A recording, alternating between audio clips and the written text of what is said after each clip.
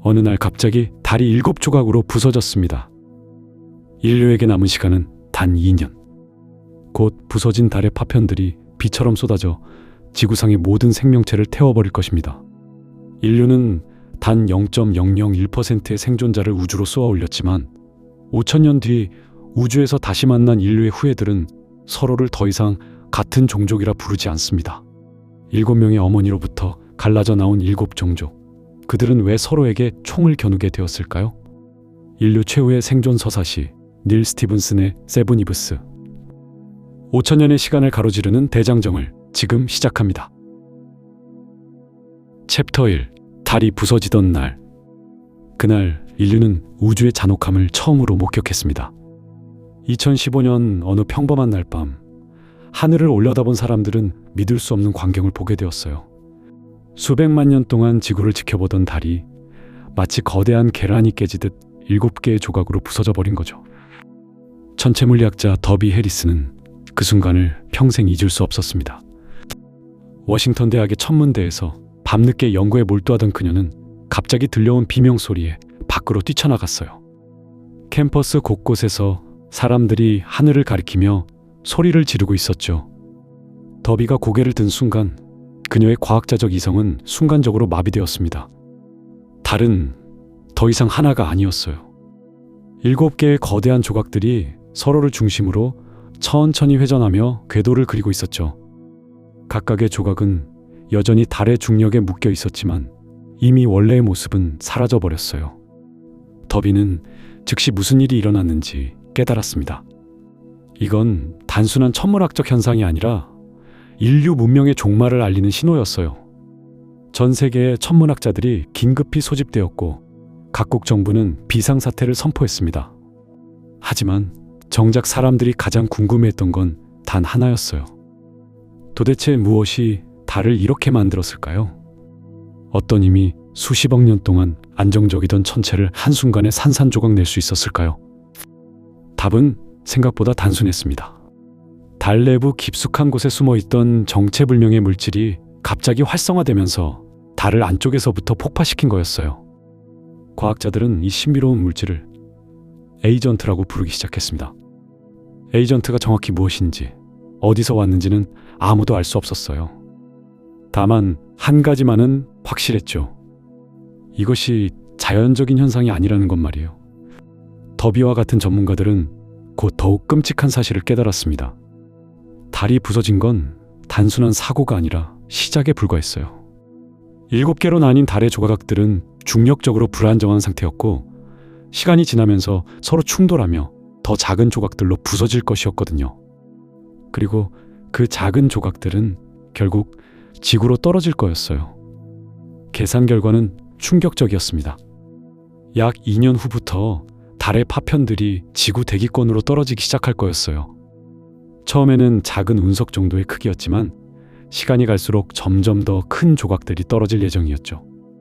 과학자들은 이 현상을 하드 레인이라고 명명했어요. 5천년 동안 지속될 것으로 예상되는 이 운석우는 지구 표면의 모든 생명체를 멸종시킬 만큼 강력할 거였거든요. 전 세계가 공포에 휩싸였습니다. 하지만 인류는 절망만 하고 있을 수는 없었어요. 국제우주정거장의 지휘관인 아이비 제인을 중심으로 각국의 정상들과 과학자들이 긴급 회의를 소집했죠. 아이비는 전직 해군 장교 출신의 냉철한 리더였어요. 그녀는 감정에 휩쓸리지 않고 현실적인 대안을 모색했습니다. 회의 결과 인류가 생존할 수 있는 방법은 단 하나뿐이었어요. 지구를 떠나는 것이었죠. 하지만 모든 인류를 우주로 대피시킬 수는 없었어요. 기술적으로도 시간적으로도 불가능했거든요. 결국 선택받은 소수만이 우주에서 인류의 씨앗을 보존해야 했습니다. 이때부터 인류 역사상 가장 거대한 프로젝트가 시작되었어요. 바로 클라우드 아크 계획이었죠. 국제우주정거장을 중심으로 거대한 우주 거주지를 건설하여 수만 명의 인류가 5천년 동안 우주에서 생존할 수 있도록 한 계획이었어요. 더비 해리스는 이 계획의 핵심 인물 중 하나가 되었습니다. 그녀의 천체물리학 지식은 우주에서의 생존에 필수적이었거든요. 하지만 더비에게는 개인적인 고민이 있었어요. 지구에 남겨두고 갈 가족들 말이에요. 선택받지 못한 수십억의 사람들은 어떻게 될까요? IBJ는 이런 감정적 갈등을 뒤로하고 실무에 집중했어요. 우주정거장의 확장 공사가 24시간 쉬지 않고 진행되었죠. 각국에서 최고의 기술자들과 과학자들이 파견되었고 지구상의 모든 우주 기술이 이 프로젝트에 투입되었어요. 하지만 시간은 부족했고 자원은 한정되어 있었습니다. 누구를 우주로 보낼 것인가는 인류 역사상 가장 어려운 선택이었어요. 나이, 건강 상태, 전문 능력, 유전적 다양성 등 수많은 기준이 고려되었죠. 결국 각 나라별로 할당량이 정해졌고 엄격한 선발 과정을 통해 최종 인원이 결정되었어요. 선택받지 못한 사람들의 반응은 다양했습니다. 어떤 사람들은 분노했고 어떤 사람들은 체념했어요. 하지만 놀랍게도 많은 사람들이 이 선택을 받아들였습니다. 적어도 인류라는 종족만큼은 살아남아야 한다는 공감대가 형성된 거였어요. 달이 부서진 지 6개월이 지났을 때 첫 번째 운석 조각들이 지구 대기권으로 들어오기 시작했어요.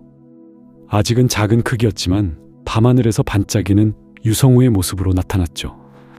아름다우면서도 섬뜩한 광경이었어요. 이것이 바로 인류 문명의 마지막 카운트다운이었거든요. 챕터 2 하드레인의 예고. 그러던 중 과학자들은 더욱 정밀한 계산을 시작했어요. 달 파편들의 궤도를 추적하고 중력의 영향을 분석하면서 말이죠. 그리고 몇 주가 지나면서 더욱 충격적인 사실이 밝혀졌습니다. 처음에는 달이 7개의 큰 조각으로 부서진 것처럼 보였어요. 하지만 실제로는 훨씬 복잡한 일이 벌어지고 있었습니다. 이 큰 조각들이 서로 충돌하면서 더 작은 파편들을 만들어내고 있었거든요. 마치 우주에서 펼쳐지는 거대한 당구 게임 같았죠. MIT의 천체물리학자 닐 디그레스는 이 현상을 분석하면서 소름 끼치는 발견을 했어요.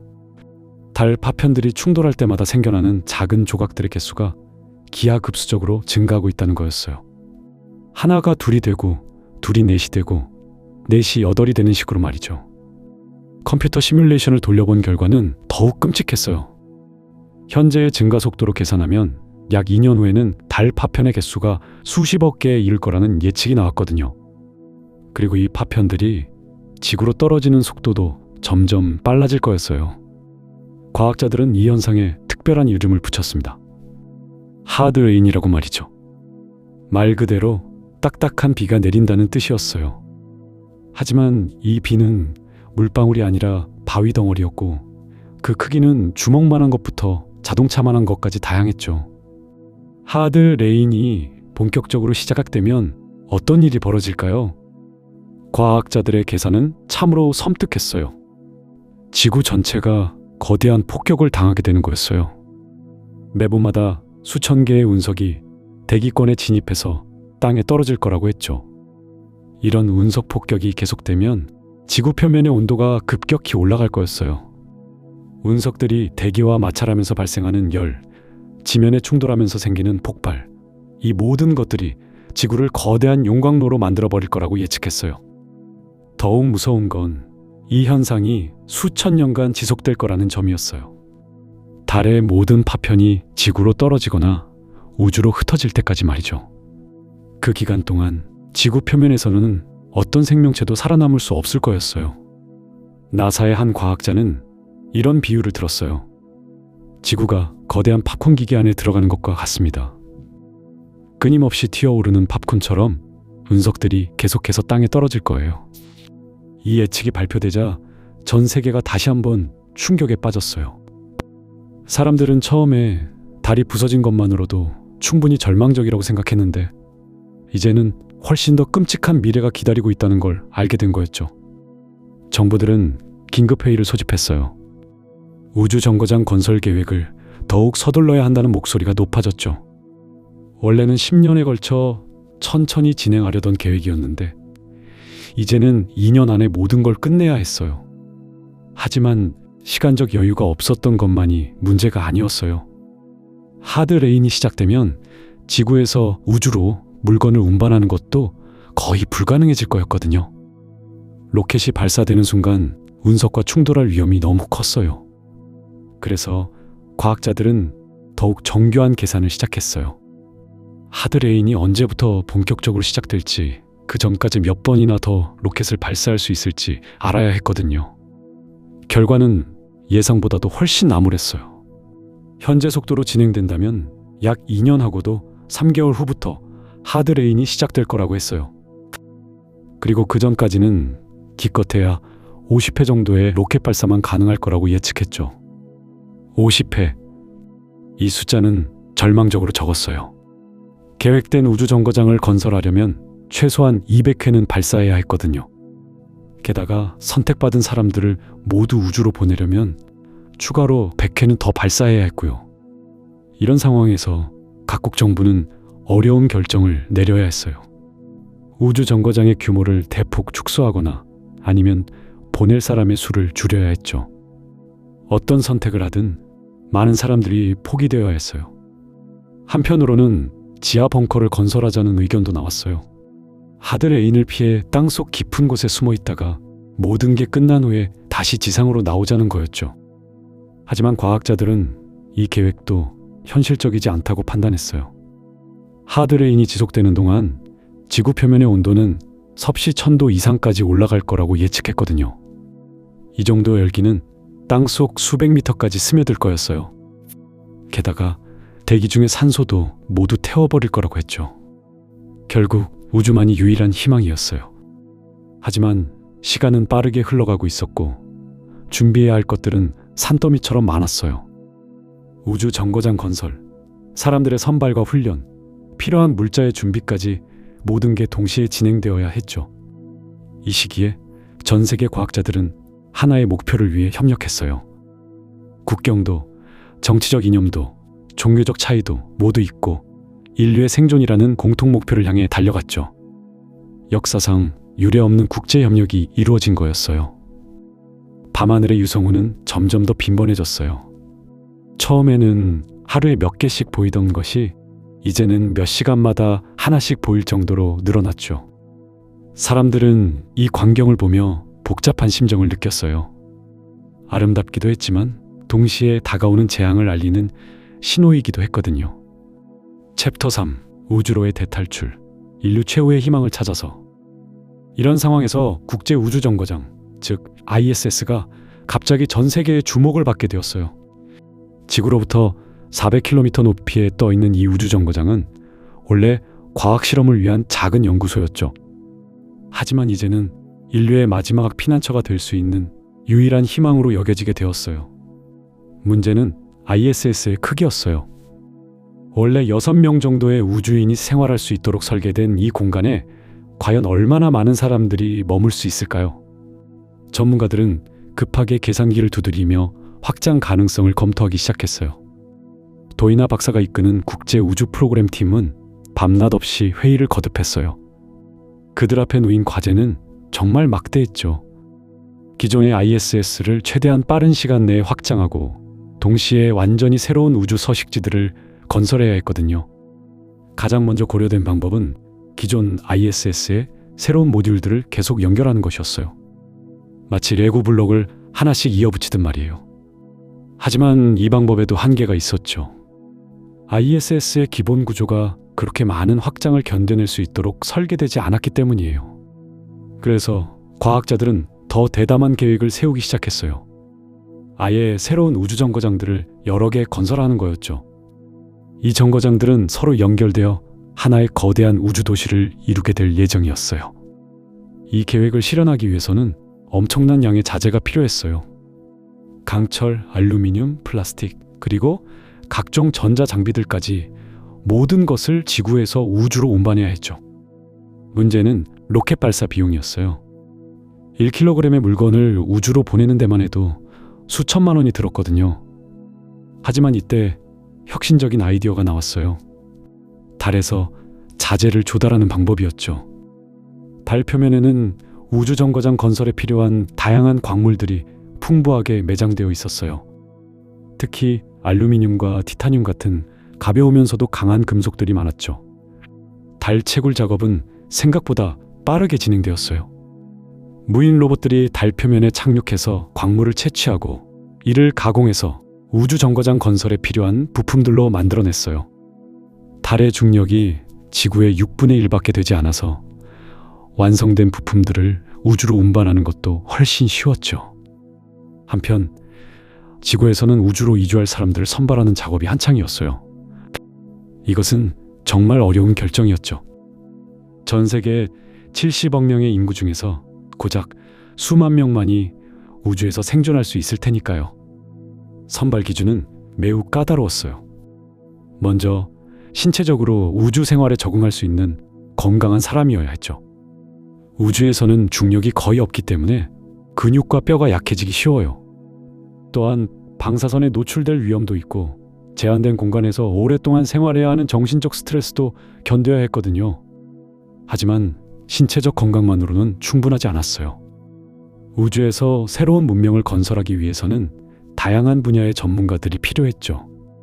의사, 엔지니어, 농업 전문가, 교사, 그리고 심지어는 예술가들까지도 포함되어야 했어요. 인간다운 삶을 유지하기 위해서는 과학기술뿐만 아니라 문화와 예술도 필요했으니까요. 가장 논란이 된 것은 나이 제한이었어요. 우주에서 새로운 세대를 낳고 기를 수 있는 젊은 사람들을 우선적으로 선발해야 한다는 주장이 있었죠. 반면에 경험과 지혜가 풍부한 나이 든 사람들도 필요하다는 의견도 만만치 않았어요. 결국 전문가들은 다양한 연령대의 사람들을 균형 있게 선발하기로 결정했어요. 다만 아이를 낳을 수 있는 가임기 여성들과 젊은 남성들에게 약간의 우선권을 주었죠. 인류의 번영을 위해서는 어쩔 수 없는 선택이었어요. 선발 과정은 정말 치열했어요. 수백만 명의 지원자들이 몰려들었고 이들 중에서 최종 선발되는 것은 정말 하늘의 별 따기였죠. 신체 검사, 심리 검사, 전문 지식 테스트, 그리고 팀워크 능력 평가까지 온갖 종류의 심사를 거쳐야 했어요. 특히 심리적 안정성은 매우 중요한 선발 기준이었어요. 우주에서는 지구로 돌아갈 수 없다는 사실을 받아들이고 극한의 스트레스 상황에서도 냉정을 유지할 수 있는 사람이어야 했거든요.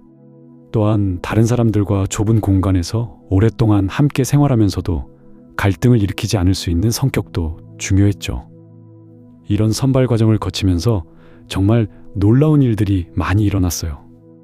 평생 적대시해왔던 나라들의 사람들이 함께 팀을 이루게 되었죠. 종교가 다르고 문화가 달라도 인류의 생존이라는 공통 목표 앞에서는 모든 차이가 무의미해졌어요. 우주 정거장에서 생활하기 위한 훈련도 본격적으로 시작되었어요. 지구 곳곳에 우주 환경을 모방한 훈련 시설들이 급하게 건설되었죠. 무중력 상태를 경험할 수 있는 거대한 수영장, 밀폐된 공간에서의 생활에 적응하는 훈련실, 그리고 우주복 착용법과 각종 장비 사용법을 익히는 실습장까지 다양한 시설들이 만들어졌어요. 가장 중요한 훈련 중 하나는 식량 생산이었어요. 우주에서는 지구에서처럼 농사를 지을 수 없잖아요. 흙도 없고 비도 오지 않고 벌레나 새들이 꽃가루를 옮겨주지도 않거든요. 그래서 완전히 새로운 방식의 농업을 개발해야 했어요. 수경재배라는 기술이 핵심이었어요. 물에 영양분을 녹여서 식물의 뿌리에 직접 공급하는 방법이죠. LED 조명으로 태양빛을 대신하고 컴퓨터로 온도와 습도를 정밀하게 조절해서 식물들을 키우는 거예요. 처음에는 상추나 토마토 같은 간단한 채소부터 시작해서 나중에는 콩이나 감자 같은 주식도 기를 수 있게 되었죠. 하지만 무엇보다 중요한 것은 심리적 준비였어요.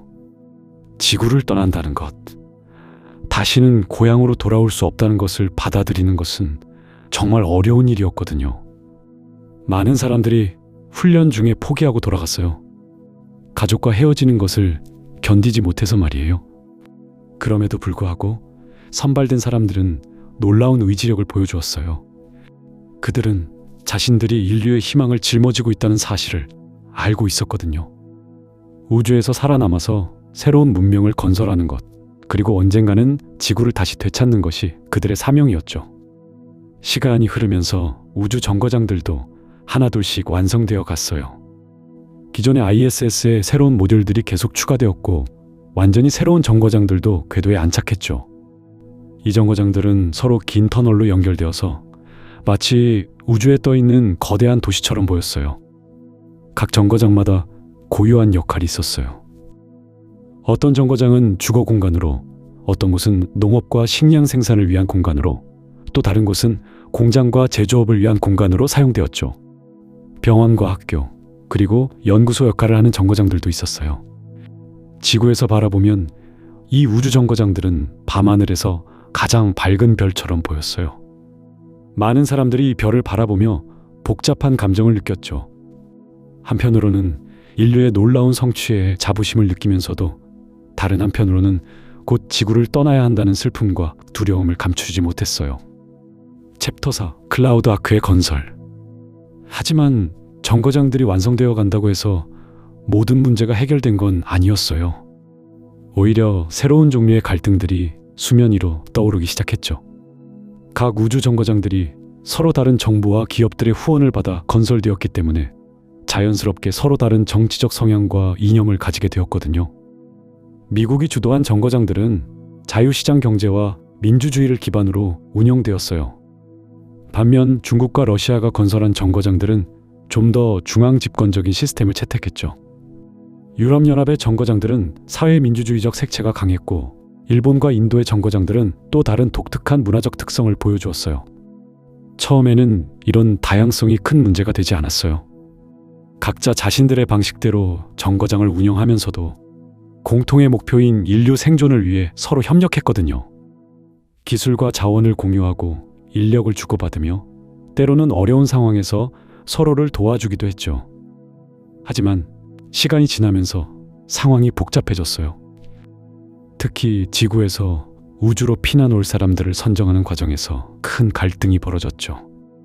각 정거장마다 자신들의 기준으로 사람들을 선발하려고 했거든요. 어떤 정거장은 과학자와 기술자들을 우선시했고, 어떤 곳은 정치적 지위나 경제적 능력을 중요하게 여겼어요. 또 다른 곳들은 문화적 다양성이나 유전적 다양성을 고려했죠. 이런 선발 과정에서 불공정함과 차별이 나타나기 시작했어요.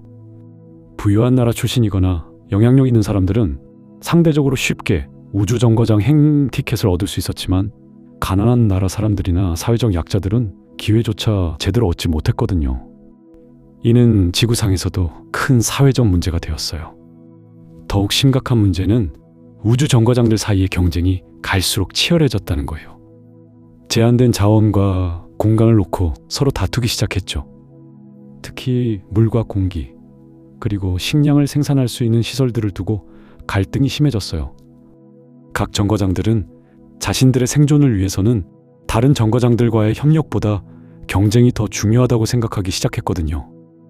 이런 상황에서 도이나 박사를 비롯한 과학자들과 우주 프로그램 관계자들은 새로운 해결책을 제시했어요. 바로 클라우드 아크라는 개념이었죠.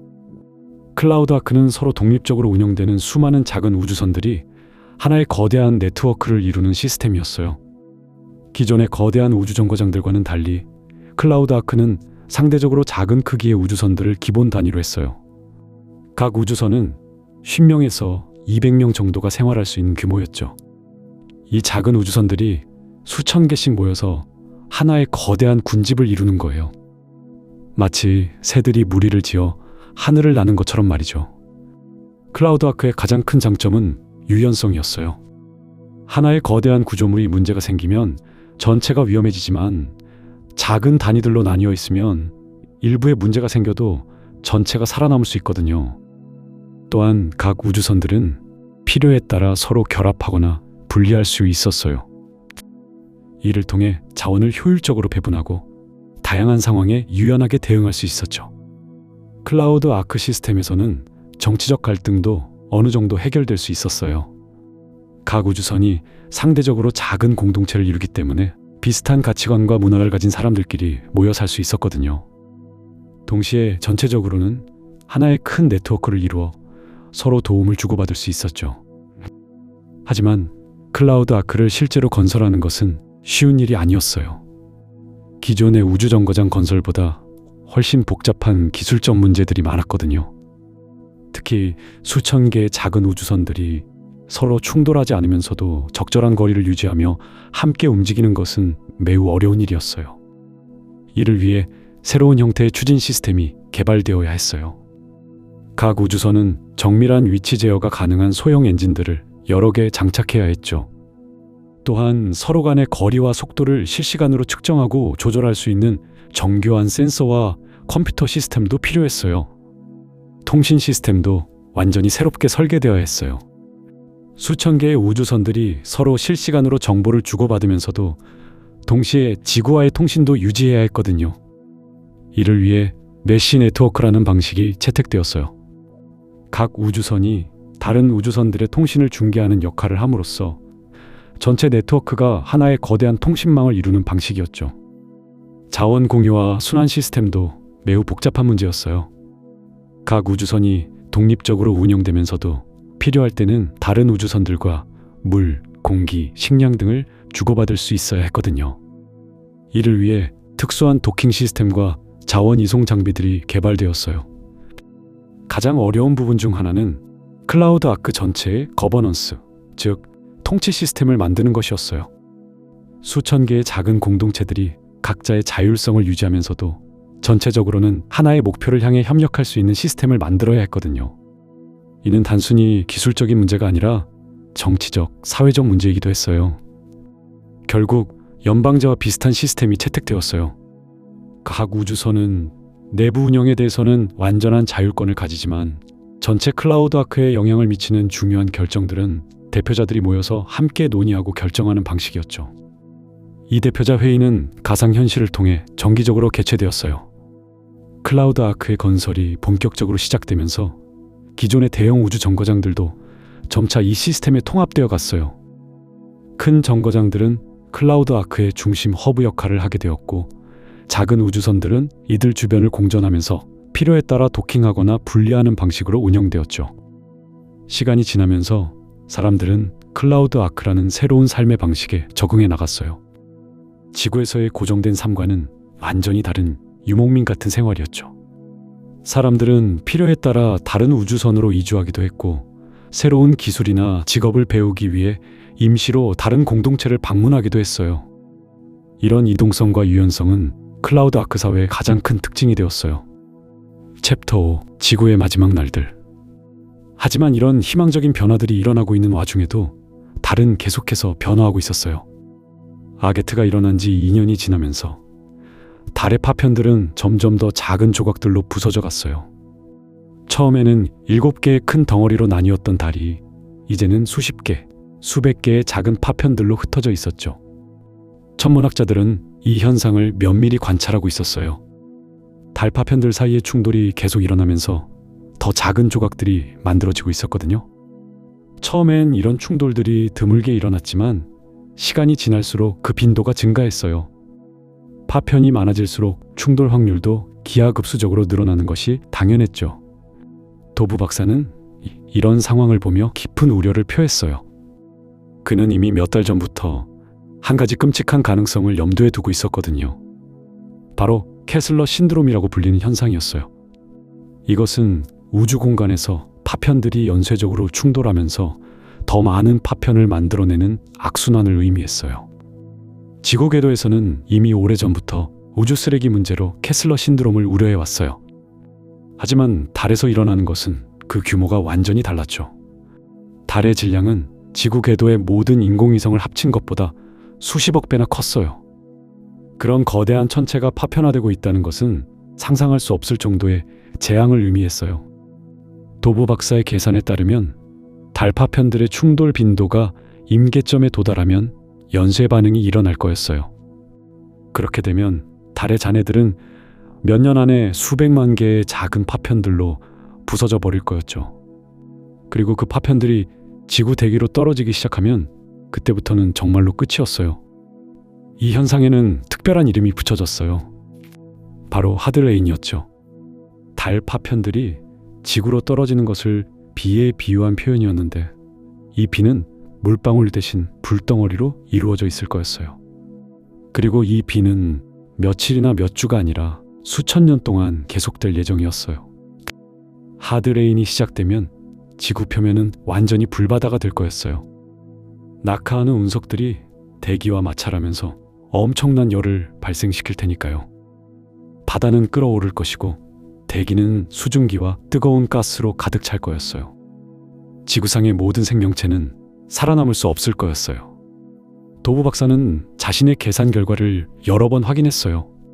하지만 결과는 항상 같았죠. 현재의 충돌 패턴이 계속된다면 하드 레인은 반드시 일어날 거였어요. 그리고 그 시작 시점은 아게트로부터 약 2년 후, 즉 지금으로부터 몇 개월 후였어요. 이 소식이 전 세계에 전해지자 패닉이 일어났어요. 사람들은 지금까지 2년이라는 시간이 있다고 생각하며 준비를 해왔는데 갑자기 몇 개월밖에 남지 않았다는 말을 듣게 된 거죠. 클라우드 아크 프로젝트도 아직 절반도 완성되지 않은 상태였어요. 정부들은 긴급 회의를 소집했어요. 모든 자원을 클라우드 아크에 집중하기로 결정했죠. 더 이상 지하 벙커나 다른 생존 방안에 투자할 여유가 없었어요. 오직 우주로 탈출하는 것만이 유일한 희망이었어요. 전 세계의 로켓 발사가 극대화되었어요. 하루에 수십 번의 발사가 이루어졌어요. 모든 우주 관련 시설이 24시간 가동되었죠. 사람들뿐만 아니라 씨앗, 동물의 DNA, 인간 문명의 기록들도 우주로 보내야 했어요. 하지만 시간은 너무나 부족했어요. 계획했던 400만 명을 우주로 보내는 것은 불가능했어요. 최대한 노력해도 50만 명 정도가 한계였죠. 그마저도 모든 것이 완벽하게 진행되었을 때의 이야기였어요. 선발 과정은 극도로 어려웠어요. 누가 살고 누구가 죽을지를 결정해야 했거든요. 과학자, 엔지니어, 의사들이 우선순위를 받았지만 그것만으로는 부족했어요. 각 분야의 전문가들이 균형 있게 포함되어야 했고 유전적 다양성도 고려해야 했어요. 가족들이 헤어지는 일도 많았어요. 한 사람만 선발되어서 나머지 가족은 지구에 남겨지는 경우들이 계속 생겼죠. 이별의 고통은 상상할 수 없을 정도였어요. 하지만 그럼에도 불구하고 사람들은 희망을 포기하지 않았어요. 적어도 인류의 씨앗만큼은 우주에서 보존될 거라는 믿음이 있었거든요. 드디어 그날이 왔어요. 도부 박사의 예측대로 달 파편들의 충돌이 임계점에 도달했어요. 망원경으로 관찰하던 천문학자들은 달 궤도에서 벌어지는 장관을 목격했어요. 수십 개의 파편들이 동시에 충돌하면서 수백 개의 새로운 조각들을 만들어냈어요. 그리고 그 조각들은 다시 다른 파편들과 충돌했죠. 연쇄 반응은 예상보다도 빠르게 진행되었어요. 불과 며칠 만에 달의 잔해들은 수천 개의 작은 파편들로 부서졌어요. 그리고 그중 일부가 지구 쪽으로 향하기 시작했어요. 첫 번째 운석들이 지구 대기에 진입한 건 하드 레인이 시작된 지 일주일 후였어요. 처음엔 작은 유성우 정도로 보였어요. 밤하늘에서 아름다운 불꽃들이 스쳐 지나갔죠. 하지만 그것은 시작에 불과했어요. 점점 더 큰 파편들이 떨어지기 시작했어요. 처음엔 자갈 크기였다가 주먹 크기가 되고 나중엔 자동차만한 덩어리들도 떨어졌어요. 이 운석들이 대기와 마찰하면서 발생하는 열은 상상을 초월했어요. 지구의 온도가 급격히 상승하기 시작했어요. 대기 중에 수증기가 증가하면서 온실 효과가 극대화되었죠. 바다에서는 거대한 수증기 구름들이 치솟았어요. 하늘은 온통 붉은색으로 변했어요. 이제 지구 표면에서 생존하는 것은 불가능해졌어요. 온도는 섭씨 100도를 넘어섰고 대기는 독성 가스들로 가득 찼어요. 지하 벙커에 숨어있던 사람들도 하나둘씩 연락이 끊어졌어요. 냉각 시스템이 견디지 못했던 거죠. 클라우드 아크에 있던 사람들은 우주에서 이 모든 것을 지켜봤어요. 푸른 행성 지구가 점점 붉은 지옥으로 변해가는 모습을 말이에요. 많은 사람들이 울었어요. 자신들의 고향이, 인류가 수만 년 동안 살아온 터전이 사라져가고 있었거든요. 하지만 슬퍼할 시간은 많지 않았어요. 클라우드 아크 자체도 안전하지 않았거든요. 달 파편들 중 일부는 지구 궤도까지 와서 우주 정거장들을 위협했어요. 우주선들은 끊임없이 궤도를 변경하며 파편들을 피해야 했어요.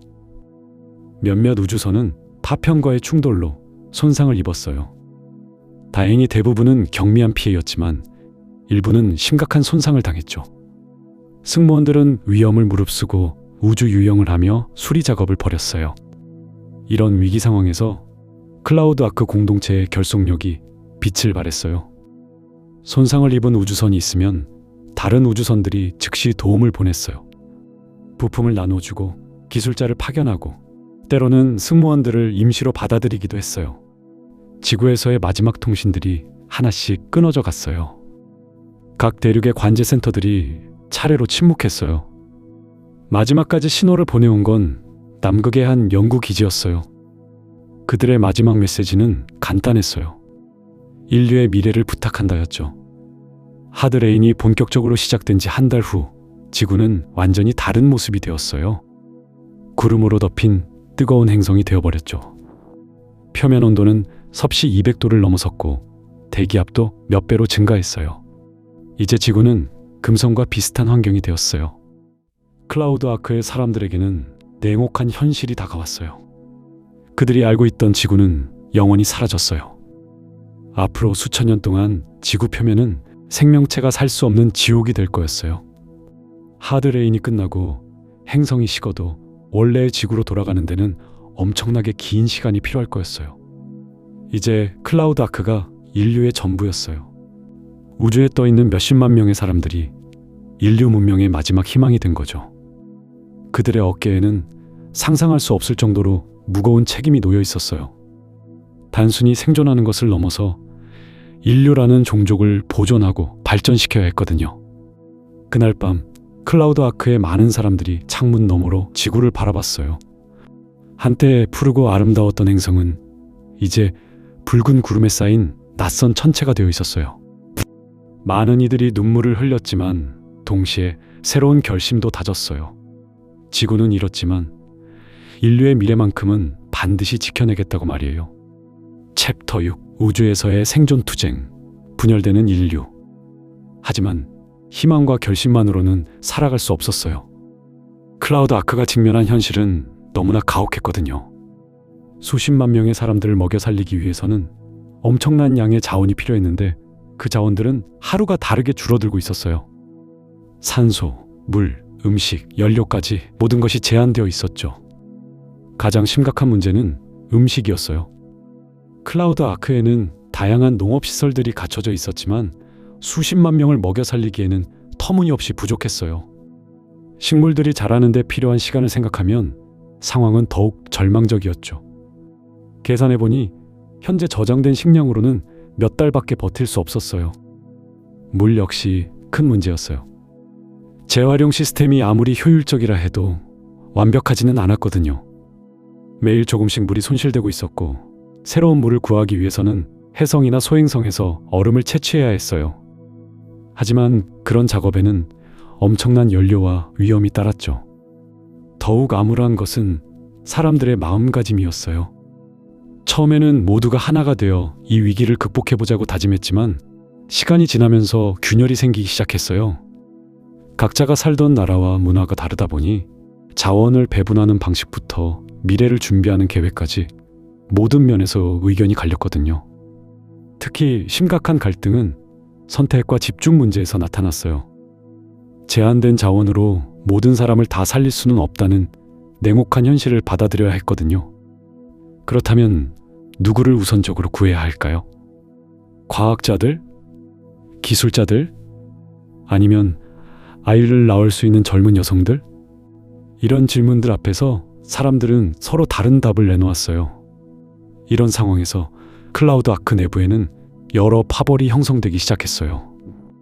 각각의 파벌은 나름대로의 철학과 생존 전략을 가지고 있었죠. 어떤 그룹은 과학기술의 모든 것을 걸어야 한다고 주장했어요. 인공지능과 로봇 기술을 발전시켜서 인간의 한계를 뛰어넘어야 한다는 거였죠.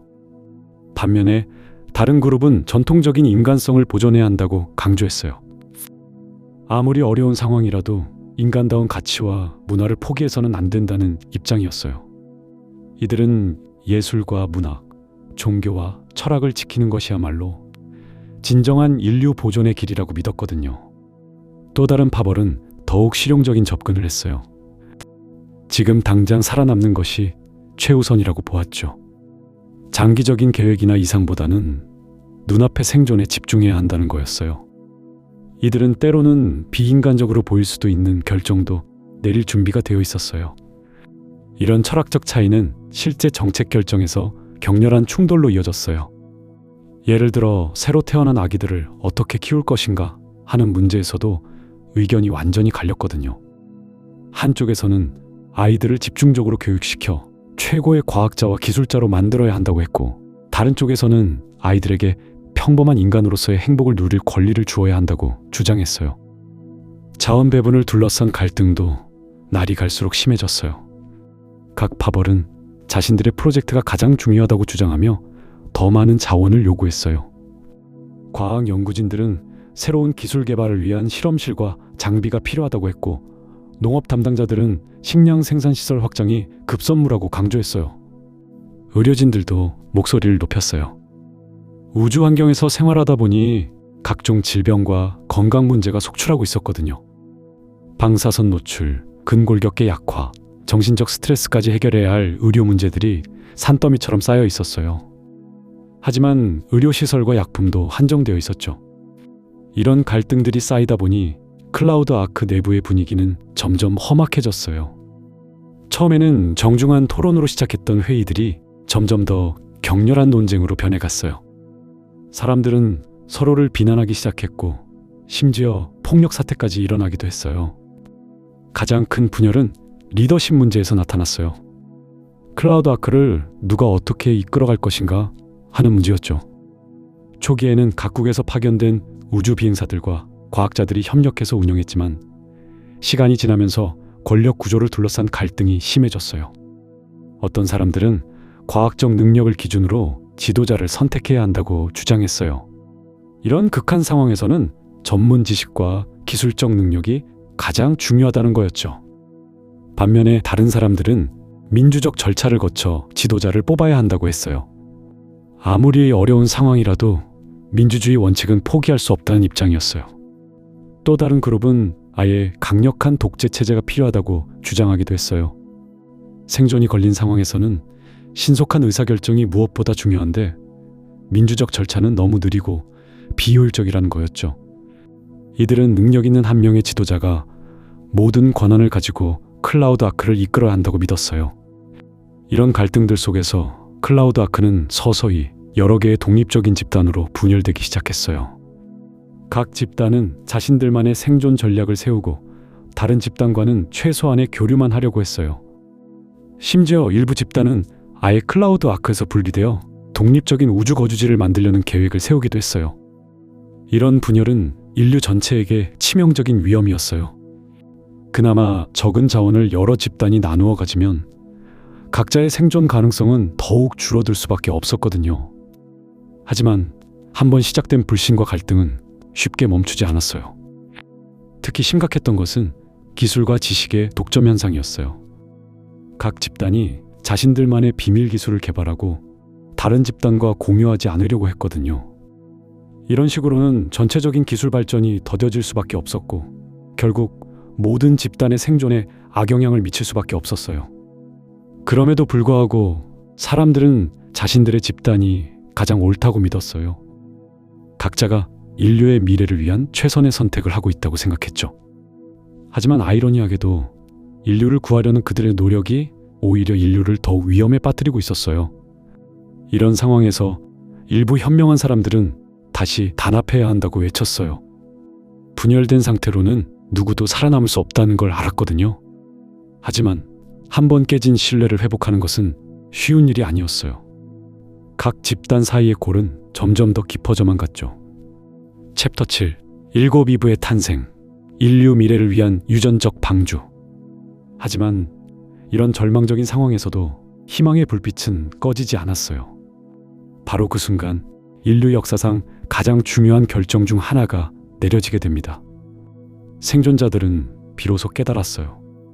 지금 당장의 권력 다툼보다 훨씬 더 중요한 것이 있다는 걸 말이에요. 그것은 바로 인류의 유전적 다양성을 보존하는 일이었어요. 단순히 살아남는 것만으로는 충분하지 않았거든요. 인류가 진정으로 계속되려면 우리 종족의 유전적 풍부함을 지켜내야 했어요. 이것이 바로 7이브 프로젝트의 시작이었습니다. 이 계획의 핵심은 놀라울 정도로 단순하면서도 동시에 혁명적이었어요. 생존한 여성들 중에서 가장 건강하고 유전적으로 다양한 7명을 선택해서 각각을 하나의 이브로 삼는 것이었죠.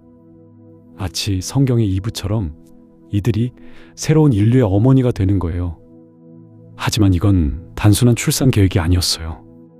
각 이브는 서로 다른 유전적 특성과 문화적 배경을 가지고 있었거든요. 디나는 강인함과 실용성을 상징했어요. 그녀는 항상 현실적이고 직접적인 해결책을 찾는 사람이었죠. 반면 아이비는 지적 호기심과 창의성을 대표했어요. 복잡한 문제를 다각도로 분석하고 혁신적인 아이디어를 내는데 탁월했거든요. 모이라는 협력과 조화의 정신을 엠버디드했어요. 그녀는 사람들을 하나로 묶는 특별한 능력이 있었죠. 테클라는 예술적 감성과 아름다움에 대한 추구를 상징했어요. 심지어 이런 절망적인 상황에서도 인간다움을 잃지 않으려고 노력했거든요. 캐머런은 탐험정신과 모험심을 대표했어요. 위험을 무릅쓰고라도 새로운 가능성을 찾아 나서는 용기를 가지고 있었죠. 줄리아는 전통과 역사를 소중히 여기는 보수적 성향을 보였어요. 과거의 지혜를 현재에 적용하려고 애썼거든요. 마지막으로 에이다는 기술과 과학적 사고를 상징했어요. 그녀는 복잡한 시스템을 이해하고 최적화하는 데 뛰어난 능력을 보였죠. 이렇게 7명의 이브는 각각 인류의 서로 다른 측면을 대표하고 있었어요. 이 계획이 단순히 이론에 그치지 않았던 이유는 당시 과학기술의 발전 덕분이었어요. 정자은행과 난자 보존 기술, 그리고 인공수정 기술이 이미 상당한 수준에 도달해 있었거든요. 더 중요한 것은 유전자 편집 기술이었어요. 크리스퍼 같은 도구들을 사용해서 유전적 결함을 교정하고 더 건강한 후손을 만들어낼 수 있었죠. 하지만 이 모든 기술적 가능성보다 더 중요했던 건 사람들의 의지였어요. 각 집단이 서로 경쟁하고 대립하던 상황에서 이들은 공통의 목표를 향해 협력하기로 결심했거든요. 자신들의 개인적 욕망이나 집단의 이익보다 인류 전체의 미래를 우선시하기로 한 거예요. 물론 이 결정이 쉽게 내려진 건 아니었어요. 누가 이브가 될 것인가를 정하는 과정에서 엄청난 논쟁이 벌어졌거든요. 일부 사람들은 자신들의 집단에서 더 많은 이브를 선출해야 한다고 주장했어요. 또 다른 사람들은 유전적 우수성만을 기준으로 삼아야 한다고 했죠. 하지만 결국 과학자들과 윤리학자들이 함께 만든 객관적인 기준이 적용되었어요. 단순히 신체적 건강함뿐만 아니라 정신적 안정성, 지적 능력, 그리고 문화적 다양성까지 모두 고려했거든요. 가장 중요했던 건 각 이브가 서로 다른 대륙과 문화권을 대표해야 한다는 점이었어요. 이 과정에서 정말 흥미로웠던 건 각 이브들이 자신의 역할을 어떻게 받아들였느냐 하는 거예요. 처음에는 부담감에 압도되는 사람들이 많았어요. 자신이 인류의 미래를 짊어져야 한다는 책임감이 어마어마했거든요. 하지만 시간이 지나면서 이들은 점점 자신들의 사명을 받아들이게 되었어요. 특히 인상 깊었던 건 이브들 사이의 우정이었어요. 서로 다른 배경과 성격을 가진 이들이 점점 하나의 팀이 되어갔거든요. 각자의 강점을 살리면서 동시에 서로의 약점을 보완해주는 관계를 만들어 나갔어요. 마치 하나의 거대한 유기체처럼 움직이기 시작한 거죠. 이들의 첫 번째 임무는 유전자 데이터베이스를 구축하는 일이었어요. 지구상에 남아있는 모든 인간의 유전 정보를 수집하고 분석해야 했거든요. 이건 단순히 혈액 샘플을 모으는 것 이상의 작업이었어요. 각 개인의 가족력, 건강 기록, 심지어 성격 특성까지 모든 것을 데이터화해야 했죠. 놀라웠던 건 사람들의 협조 정도였어요. 처음에는 개인정보 노출을 우려하는 사람들이 많았거든요. 하지만 상황의 심각성을 이해하게 되면서 거의 모든 생존자들이 자발적으로 참여했어요. 자신들의 유전적 정보가 인류의 미래를 위해 사용된다는 걸 알았기 때문이에요. 이 과정에서 정말 놀라운 발견들이 이어졌어요. 인류의 유전적 다양성이 생각보다 훨씬 풍부했다는 걸 알게 된 거예요. 비록 생존자 수는 적었지만 이들이 전 세계 각지에서 온 덕분에 유전적 변이의 폭이 상당히 넓었거든요. 이는 미래 세대의 건강성을 보장하는데 매우 중요한 요소였어요. 하지만 동시에 우려스러운 점들도 발견되었어요. 근친혼의 위험성이 생각보다 높았거든요. 제한된 인구 내에서 번식이 이루어질 경우 유전적 결함이 누적될 가능성이 컸어요. 이를 해결하기 위해 정교한 짝짓기 알고리즘이 개발되었죠. 컴퓨터가 각 개인의 유전적 호환성을 분석해서 최적의 조합을 제안하는 시스템이었어요. 물론 이런 과학적 접근법에 대한 반발도 있었어요. 사랑과 결혼을 기계적으로 결정한다는 게 비인간적이라고 생각하는 사람들이 많았거든요. 하지만 점차 사람들은 이해하게 되었어요. 개인의 감정도 중요하지만 종족의 생존이 더 우선이라는 걸 말이에요. 흥미롭게도 이 과정에서 새로운 형태의 가족 개념이 등장했어요. 전통적인 핵가족 대신에 여러 명의 부모가 함께 아이들을 키우는 공동 양육 시스템이 생겨난 거예요. 생물학적 부모뿐만 아니라 사회적 부모, 멘토, 교육자들이 모두 함께한 아이의 성장을 책임지는 방식이었죠. 이런 변화는 처음에는 많은 혼란을 가져왔어요. 하지만 시간이 지나면서 오히려 더 건강하고 안정적인 환경을 만들어낸다는 걸 알게 되었거든요. 아이들은 다양한 어른들로부터 서로 다른 지식과 기술을 배울 수 있었어요. 또한 심리적으로도 더 안정적이었죠. 한 부모에게 문제가 생겨도 다른 보호자들이 있었으니까요. 일곱 이브들은 각자의 특성에 맞는 교육과 양육 철학을 발전시켜 나갔어요. 디나의 후손들은 실용적이고 직접적인 문제 해결 능력을 중시했어요. 아이비의 계보는 창의성과 혁신적 사고를 강조했죠. 모이라의 가게는 협력과 소통의 중요성을 가르쳤어요. 이렇게 각기 다른 철학과 가치관을 가진 집단들이 함께 어울려 살아가는 건 쉬운 일이 아니었어요. 때로는 심각한 갈등이 벌어지기도 했거든요. 하지만 이런 다양성이야말로 인류의 가장 큰 자산이라는 걸 모든 사람들이 이해하고 있었어요. 가장 감동적이었던 건 각 이브들이 보여준 헌신적인 모습이었어요. 이들은 단순히 아이를 낳는 것에 그치지 않고 미래 세대를 위한 지식과 문화를 전수하는 일에도 전력을 다했거든요. 마치 살아있는 도서관 같은 역할을 했어요. 지구의 역사, 인류의 문명, 과학기술의 발전 과정까지 모든 것을 기록하고 보존하려고 했었죠. 챕터 8. 5천년의 시간 도약, 7종족의 위대한 여정. 그리고 시간은 흘러갔어요. 5천년이라는 긴 세월이 말이에요. 상상하기 힘든 긴 시간이죠. 지구에서 인류가 농업을 시작한 때부터 지금까지의 시간과 비슷해요. 그 오랜 세월 동안 궤도상의 인류는 정말 놀라운 발전을 이뤄냈거든요. 가장 먼저 눈에 띄는 변화는 인구의 폭발적 증가였어요.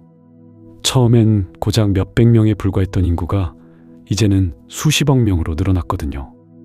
물론 이 모든 사람들이 여전히 우주 공간에서 살고 있었어요. 하지만 그들의 거주 환경은 초기에 비좁고 불편했던 우주선과는 완전히 달랐죠. 거대한 토러스 형태의 회전 서식지들이 궤도 곳곳에 떠 있었어요. 이 구조물들은 마치 거대한 도넛 같은 모양으로 회전하면서 만들어내는 원심력으로 인공중력을 만들어냈거든요. 그 안에는 정말 놀라운 세계가 펼쳐져 있었어요. 푸른 하늘을 닮은 천장, 구름이 떠다니는 모습, 그리고 계절의 변화까지 모든 것이 정교하게 재현되어 있었거든요. 이런 거대한 구조물 안에서 사람들은 마치 지구에서 살던 것처럼 자연스럽게 생활했어요. 농장에서는 곡물과 채소가 자라고 있었고 공원에는 나무들이 우거져 있었죠. 심지어 작은 호수와 개울까지 있었어요. 정말 놀라운 기술의 발전이었죠. 하지만 가장 흥미로운 건 7종족들이 어떻게 발전했는지였어요. 각각의 이브에서 시작된 집단들은 5천년이라는 긴 세월을 거치면서 정말 독특하고 다양한 특성을 발전시켰거든요. 디나의 후손들은 디나이트라고 불리게 되었어요. 이들은 여전히 실용적이고 직접적인 문제 해결을 중시했지만 이제는 그런 특성이 유전적 차원까지 발전한 상태였어요. 이들은 복잡한 기계 시스템을 직감적으로 이해하는 능력이 뛰어났고 손재주도 남달랐거든요. 마치 기계와 대화를 나누는 것처럼 자연스럽게 장비를 다룰 수 있었어요. 특히 놀라운 건 이들이 개발한 로봇 기술이었어요. 디나이트들은 인간과 거의 구별할 수 없을 정도로 정교한 인공지능 로봇들을 만들어냈거든요. 이 로봇들은 단순한 도구가 아니라 거의 동반자 같은 존재였어요. 디나이트들은 이런 로봇들과 함께 우주 공간에서 가장 위험하고 어려운 작업들을 담당했죠. 아이비의 후손들인 아이비안들은 완전히 다른 방향으로 진화했어요. 이들은 창의성과 혁신적 사고를 극도로 발전시켰거든요. 5천년의 세월 동안 이들이 만들어낸 예술 작품들과 과학적 발견들은 정말 경이로웠어요. 아이비안들은 특히 생명공학 분야에서 놀라운 성과를 거두었어요. 이들은 유전자를 마치 예술가가 물감을 섞듯이 자유롭게 조작할 수 있었거든요. 하지만 이들의 목표는 단순히 기능적인 개선이 아니었어요. 아름다움과 조화를 추구하는 게 더 중요했죠. 예를 들어 이들이 만든 식물들을 보면 정말 놀라워요.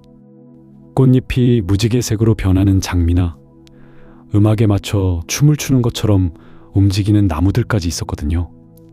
실용적인 목적보다는 순수한 아름다움을 위해 만들어진 작품들이었어요. 모이라의 후손들인 모이런들은 또 다른 특성을 발전시켰어요. 이들은 소통과 협력의 능력을 극도로 발달시켰거든요. 5천년이 지나면서 이들은 거의 텔레파시에 가까운 소통 능력을 갖게 되었어요. 모이런들은 복잡한 언어 없이도 서로의 감정과 생각을 직관적으로 이해할 수 있었어요. 이런 능력 덕분에 이들이 이루어내는 팀워크는 정말 경이로웠거든요. 수천 명이 마치 한 사람처럼 완벽하게 조율된 행동을 보여주곤 했어요. 이들은 특히 대규모 건설 프로젝트에서 뛰어난 능력을 발휘했어요. 거대한 우주 구조물들을 건설할 때 모이런들의 협력 없이는 불가능했죠. 이들은 복잡한 계획 없이도 서로의 의도를 완벽하게 파악해서 조화롭게 작업할 수 있었거든요. 테클라의 후손들인 테클란들은 좀 더 신중하고 보수적인 성향을 발전시켰어요. 하지만 이런 특성이 나쁜 건 아니었어요. 오히려 이들은 안전성과 안정성을 중시하는 역할을 담당했거든요. 테클란들은 특히 법률과 행정 분야에서 뛰어난 능력을 보여주었어요. 복잡한 우주 사회에서 질서를 유지하고 분쟁을 조정하는 일은 정말 중요했거든요. 이들의 신중하고 공정한 판단력 덕분에 7 종족들이 서로 큰 갈등 없이 공존할 수 있었어요. 또한 테클란들은 교육 시스템 발전에도 크게 기여했어요. 이들이 만든 체계적이고 안전한 교육 프로그램 덕분에 새로운 세대들이 안정적으로 성장할 수 있었거든요. 캐밀라의 후손들인 캠들은 정말 독특한 방향으로 진화했어요. 이들은 정치적 감각과 전략적 사고를 극도로 발달시켰거든요. 5천년의 세월 동안 이들은 복잡한 사회 시스템을 이해하고 조작하는 데 있어서 타의 추종을 불허하는 능력을 갖게 되었어요. 캠들은 특히 외교와 무역 분야에서 뛰어난 실력을 보여주었어요. 7 종족 간의 관계를 조율하고 때로는 발생하는 갈등을 해결하는 일을 주로 담당했죠. 이들의 능숙한 중재 덕분에 큰 분쟁이 전쟁으로 확대되는 일은 거의 없었어요. 하지만 캠들의 이런 능력이 항상 좋은 방향으로만 사용된 건 아니었어요. 때로는 자신들의 이익을 위해 다른 종족들을 교묘하게 이용하려는 시도도 있었거든요. 물론 다른 종족들도 이런 일에 대비하고 있었기 때문에 큰 문제로 발전하지는 않았지만요. 줄리아의 후손들인 줄들은 아마도 가장 극적인 변화를 겪었을 거예요.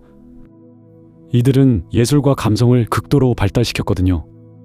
5천년이 지나면서 이들의 감수성은 거의 초자연적인 수준에 이르렀어요. 줄들이 만들어내는 예술 작품들은 정말 놀라웠어요.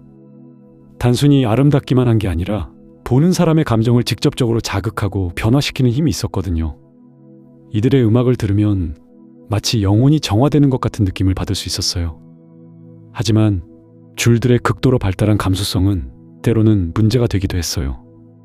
이들은 너무 감정적이어서 논리적인 판단을 내리기 어려운 경우가 많았거든요. 그래서 보통은 다른 종족들과 함께 일할 때 더 좋은 결과를 얻을 수 있었어요. 마지막으로 아이다의 후손들인 아다들은 순수한 학문적 탐구를 계속 발전시켰어요. 이들은 5천년 동안 우주와 자연의 비밀을 파헤치는 일에 전념했거든요. 아다들이 이뤄낸 과학적 발견들은 정말 경이로웠어요. 이들은 물질의 근본 구조부터 우주의 기원에 이르기까지 거의 모든 것을 이해하게 되었거든요. 특히 이들이 개발한 새로운 추진 기술 덕분에 인류는 이제 태양계를 벗어나 다른 별들로 여행할 수 있게 되었어요. 하지만 아다들의 가장 놀라운 업적은 의식과 지능에 대한 연구였어요.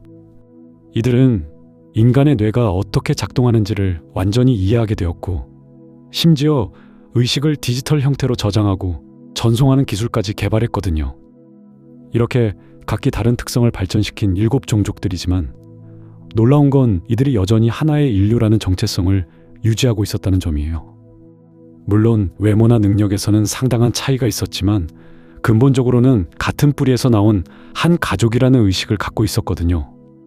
특히 감동적인 건 이들이 서로의 차이점을 존중하고 인정하는 문화를 발전시켰다는 점이었어요. 각 종족의 고유한 능력과 특성을 모든 사람들이 소중히 여겼거든요.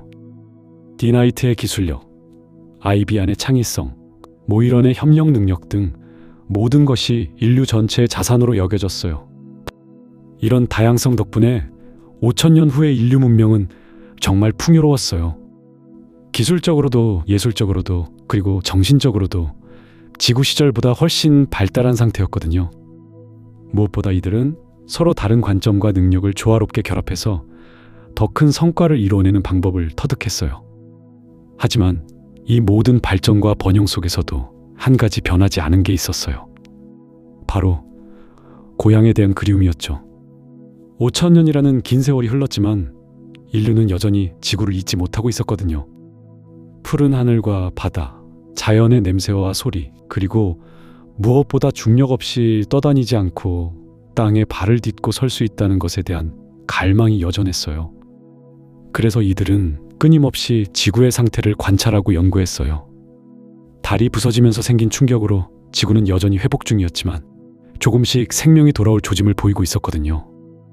대기는 서서히 안정을 되찾고 있었고 바다도 점점 맑아지고 있었어요. 물론 예전의 지구로 완전히 돌아가려면 아직 수만 년은 더 기다려야 했어요. 하지만 희망의 징조들이 하나씩 나타나고 있었거든요. 특히 아다들이 개발한 정밀 관측 장비로 확인한 바에 따르면 지구의 생태계가 예상보다 빠른 속도로 회복되고 있었어요. 이런 소식들은 모든 종족들에게 큰 희망을 주었어요.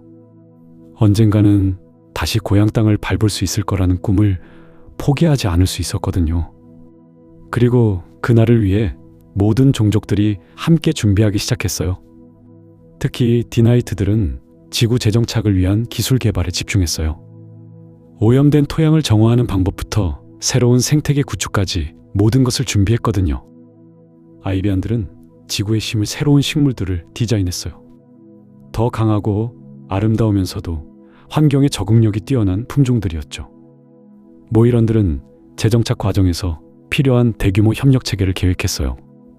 수십억 명의 사람들이 질서정연하게 지구로 돌아갈 수 있는 방법을 연구했거든요. 테클란들은 새로운 지구사회의 법률과 제도를 준비했어요. 캠들은 재정착 과정에서 발생할 수 있는 여러 갈등들을 미리 예상하고 해결 방안을 마련했어요. 줄들은 새로운 지구에서 펼쳐질 문화와 예술의 방향을 구상했고요. 아다들은 모든 계획의 과학적 타당성을 검증했어요. 이렇게 7종족이 각자의 특성을 살려 준비하는 모습을 보면서 정말 감동스러웠어요. 비록 서로 다른 길을 걸어왔지만 결국은 같은 꿈을 향해 나아가고 있었거든요. 그 꿈은 바로 인류가 다시 하나가 되어 고향 지구에서 새로운 문명을 건설하는 것이었어요. 하지만 이들이 꿈꾸는 미래의 지구는 과거와는 완전히 다른 모습일 거였어요. 5,000년간 쌓아온 각 종족의 독특한 문화와 기술이 조화를 이루는 그야말로 새로운 차원의 문명이 펼쳐질 예정이었거든요. 그리고 그 중심에는 여전히 인류애와 희망이 자리 잡고 있었어요. 챕터 9. 지구로의 귀환. 5,000년의 기다림이 끝나다. 드디어 그 순간이 다가왔어요. 5,000년 동안 꿈꿔온 지구 귀환이 현실이 되는 순간 말이에요. 궤도링 위에서 바라본 지구는 그들이 기억하던 푸른 행성과는 완전히 다른 모습이었어요. 달의 파편들이 만든 거대한 고리가 지구를 둘러싸고 있었고 그 고리 사이로 보이는 지표면은 녹색과 갈색이 뒤섞인 신비로운 패턴을 그리고 있었거든요. 아이비는 궤도 정거장의 관측 데크에 서서 망원경으로 지구 표면을 자세히 살펴봤어요. 5천년 전 백색 지구로 변했던 그곳에는 이제 새로운 생태계가 자리 잡고 있었어요. 빙하가 물러간 자리에는 울창한 숲이 펼쳐져 있었고 새로운 강과 호수들이 대지를 적시고 있었거든요. 하지만 무엇보다 놀라운 건 곳곳에서 발견되는 인공 구조물들이었어요. 이것은 정말 예상치 못한 발견이었어요. 분명히 지구에는 여전히 사람들이 살고 있었던 거예요. 5천년 동안 지하에서 살아남은 인류의 후손들이 다시 지표면으로 나와 새로운 문명을 건설하고 있었던 거죠. 캠들의 정찰팀이 보내온 보고서를 통해 확인한 바로는 이들 지상 거주자들은 놀라울 정도로 발전된 기술을 보유하고 있었어요. 지하에서 살아남은 이들을 사람들은 디거라고 불렀어요. 그들은 5천년 동안 지하 도시에서 독특한 문명을 발전시켜 왔거든요. 특히 지열과 지하수를 활용한 기술, 그리고 밀폐된 공간에서의 농업 기술은 궤도 거주자들이 상상할 수 없을 정도로 정교했어요. 더 흥미로운 건 그들이 개발한 유전자 기술이었어요. 지하 환경에 적응하기 위해 자신들의 몸을 변화시켜 온 것이죠. 디거들은 어둠 속에서도 잘 볼 수 있도록 진화했고 좁은 공간에서도 효율적으로 움직일 수 있게 몸집이 작아졌어요. 또한 제한된 자원으로도 생존할 수 있도록 신진대사도 변화했거든요. 하지만 가장 놀라운 건 그들이 여전히 인류의 본질을 잃지 않았다는 점이었어요. 예술과 음악, 그리고 학문에 대한 열정이 5천년간 계속 이어져 내려왔던 거예요. 첫 접촉은 정말 감동적이었어요. 아다의 후손인 한 젊은 여성 과학자가 디거들의 대표단과 만났는데요. 서로 다른 환경에서 살아왔음에도 불구하고 같은 언어로 대화할 수 있었어요. 물론 5천년 동안 언어도 많이 변했지만 기본적인 의사소통에는 문제가 없었거든요. 더욱이 그들이 보존해온 고대 지구의 기록들을 통해 서로의 역사를 확인할 수 있었어요. 디거들은 궤도 거주자들의 존재를 이미 알고 있었어요. 5천년 동안 하늘을 올려다보며 언젠가는 우주의 형제자매들이 돌아올 것이라고 믿어왔던 거죠.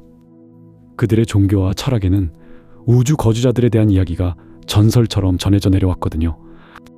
마치 신화 속 이야기처럼 말이에요. 하지만 실제 만남은 양쪽 모두에게 충격이었어요. 궤도 거주자들은 디거들이 이렇게 독특하게 진화했다는 사실에 놀랐고, 디거들은 궤도 거주자들이 7개의 서로 다른 종족으로 분화했다는 사실에 경악했어요. 서로가 서로를 보며 정말 같은 인류에서 나온 것이 맞나 싶을 정도였거든요.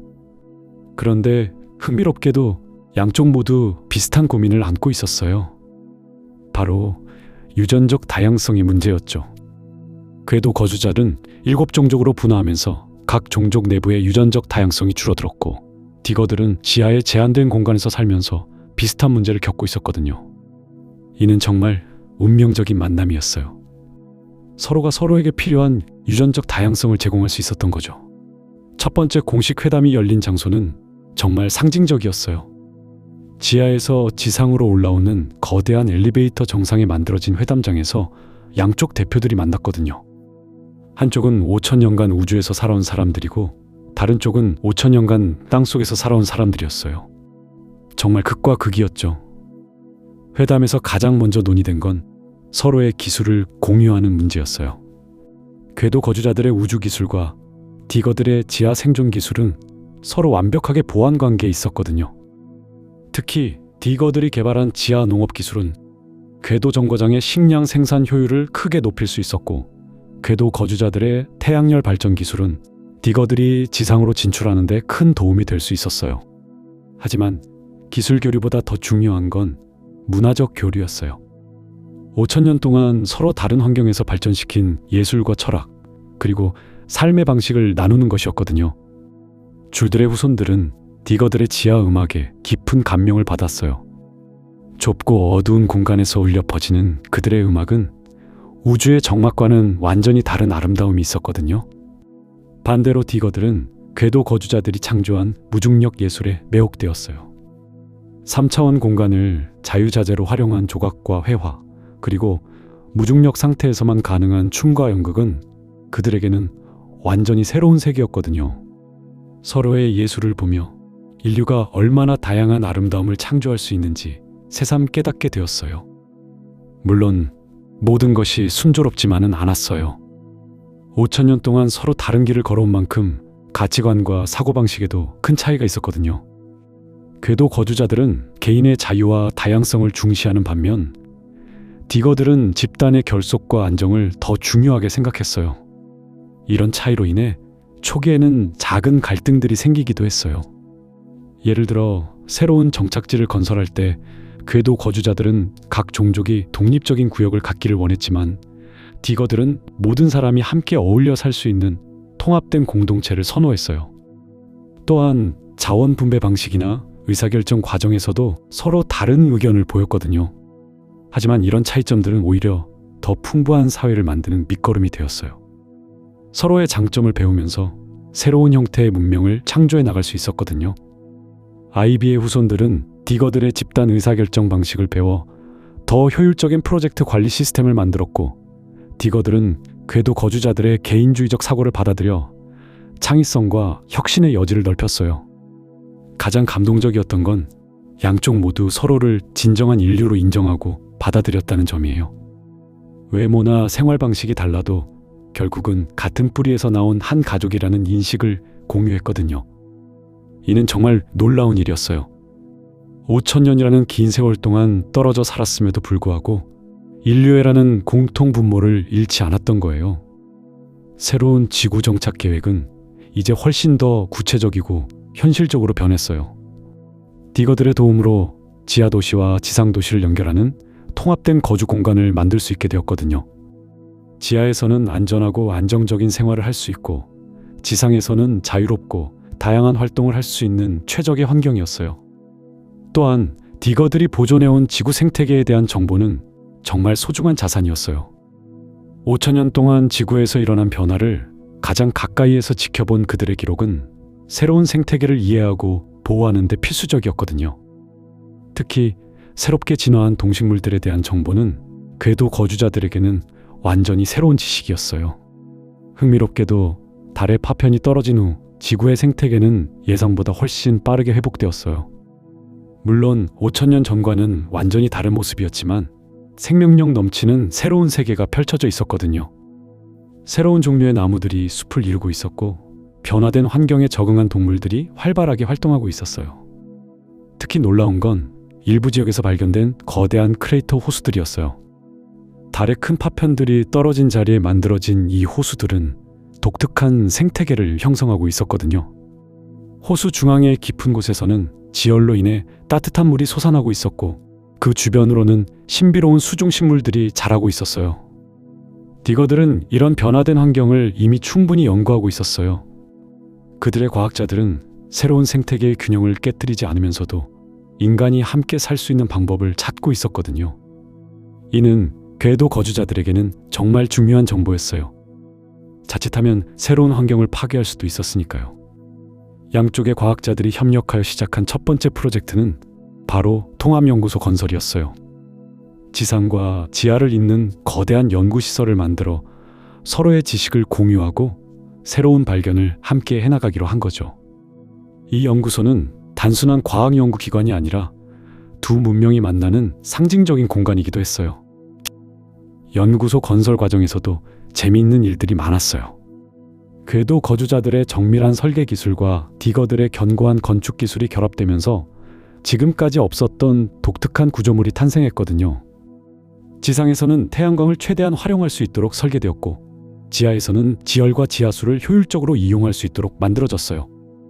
가장 인상적인 부분은 연구소 중앙에 만들어진 거대한 홀이었어요. 지하 깊숙한 곳에서 시작해서 지상까지 이어지는 이 공간은 자연광이 지하까지 도달할 수 있도록 설계되었거든요. 디거들에게는 오랜만에 진짜 태양빛을 볼 수 있는 기회였고, 궤도 거주자들에게는 땅속 깊은 곳의 신비로운 분위기를 경험할 수 있는 공간이었어요. 연구소가 완성되고 본격적인 공동 연구가 시작되면서 놀라운 발견들이 계속 이어졌어요. 가장 큰 발견은 지구의 자전축이 달의 파편 충돌로 인해 약간 변했다는 사실이었어요. 이로 인해 기후 패턴도 5천년 전과는 다르게 변했지만 오히려 더 안정적인 환경이 조성되었다는 것이 밝혀졌거든요. 또한 달의 파편들이 만든 고리가 지구에 미치는 영향도 예상보다 긍정적이었어요. 고리가 일종의 방패막 역할을 해서 소행성이나 해성의 충돌 위험을 크게 줄여주고 있었거든요. 게다가 고리의 그림자가 만드는 독특한 일식 현상은 새로운 형태의 에너지원으로도 활용할 수 있었어요. 이런 과학적 발견들과 함께 양쪽 문명의 융합도 점진적으로 이루어져 갔어요. 궤도 거주자들은 서서히 지구로 이주해 왔고, 디거들 중 일부는 우주정거장을 방문해 우주 생활을 체험해 봤어요. 처음에는 서로에게 어색했지만 시간이 지나면서 자연스럽게 어울리게 되었거든요. 특히 젊은 세대들 사이에서는 빠르게 융합이 일어났어요.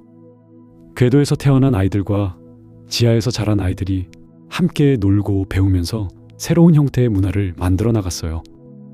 이들에게는 우주 거주자와 지하 거주자라는 구분이 그리 중요하지 않았거든요. 그냥 함께 사는 친구들이었어요. 이렇게 새로운 지구 문명의 기초가 다져지기 시작했어요. 더 이상 살아남기 위해 치열하게 투쟁할 필요가 없어진 인류는 이제 진정한 번영을 추구할 수 있게 되었어요. 각자가 가진 독특한 장점들을 결합하여 지금까지 상상할 수 없었던 새로운 가능성들을 열어가고 있었거든요. 그리고 무엇보다 감동적인 건 인류가 다시 하나가 되었다는 사실이었어요. 5,000년이라는 긴 세월 동안 서로 다른 길을 걸었지만 결국은 같은 꿈을 향해 다시 모일 수 있었던 거예요. 이제 인류는 진정으로 우주와 지구, 그리고 지하를 아우르는 거대한 문명을 건설할 준비가 되어 있었어요. 챕터 10. 새로운 시작, 인류의 미래. 이런 변화의 물결 속에서 가장 놀라운 일이 일어났어요. 바로 새로운 형태의 과학 발전이었거든요. 우주에서 수천 년간 축적된 미세 중력 기술과 지하에서 발달한 지질학적 지식, 그리고 궤도링에서 발전시킨 거대 구조물 건설 기술이 만나면서 완전히 새로운 차원의 문명이 탄생하기 시작했어요. 특히 인상 깊었던 건 에너지 문제의 해결이었어요. 지하 거주자들이 개발한 지열 활용 기술과 궤도 거주자들의 태양 에너지 수집 기술이 결합되면서 인류는 처음으로 진정한 의미의 무한 에너지원을 확보할 수 있게 되었거든요. 더 이상 에너지 부족으로 인한 갈등이나 제약은 존재하지 않았어요. 이런 기술적 발전과 함께 더욱 중요한 변화가 일어났어요.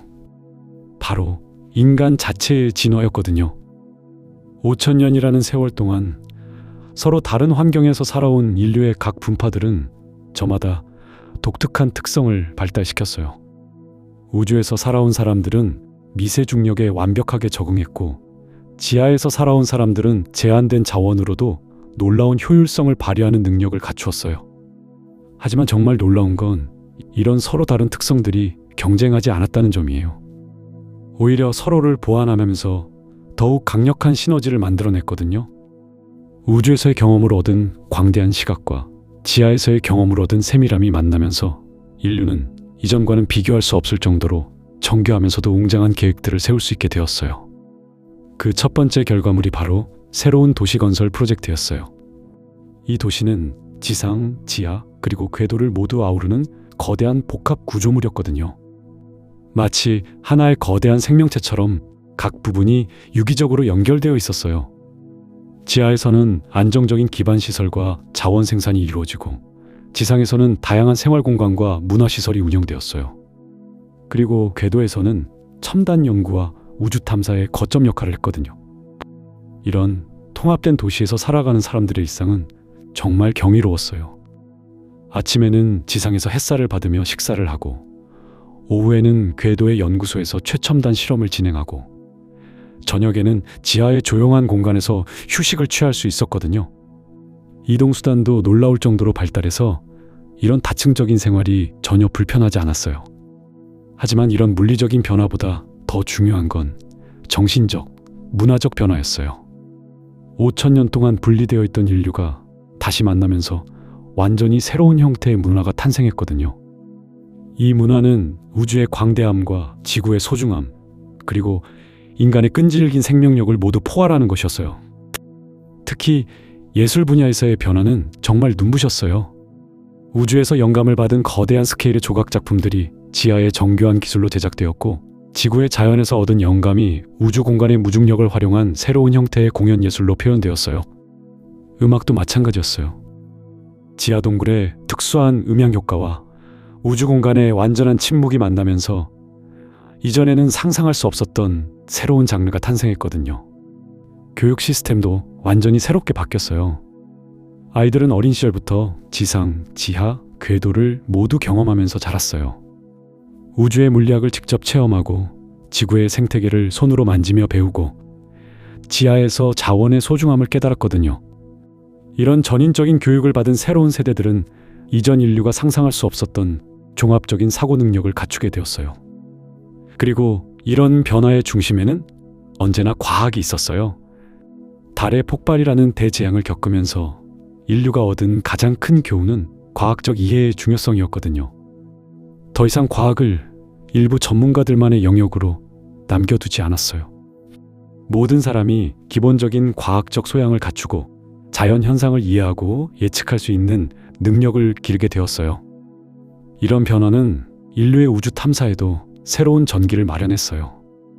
이제 인류는 더 이상 지구나 지구 궤도에만 머물러 있지 않았어요. 화성으로의 본격적인 이주가 시작되었고 목성의 위성들에도 연구 기지가 건설되었어요. 심지어 태양계 바깥의 항성들을 향한 탐사선들이 발사되기 시작했거든요. 하지만 이런 우주 진출의 가장 중요한 특징은 이전과 달랐어요. 더 이상 지구를 떠나는 것이 아니었거든요. 지구와의 연결을 유지하면서 우주로 확장해 나가는 것이었어요. 달의 폭발로 인해 인류가 깨달은 가장 소중한 교훈은 바로 고향의 중요성이었거든요. 아무리 멀리 나아가더라도 뿌리를 잊어서는 안 된다는 것이었어요. 그래서 새로운 우주 정착지들은 모두 지구와 긴밀하게 연결되어 있었어요. 물리적으로는 첨단 통신 기술로, 정신적으로는 공통된 문화와 가치관으로 연결되어 있었거든요.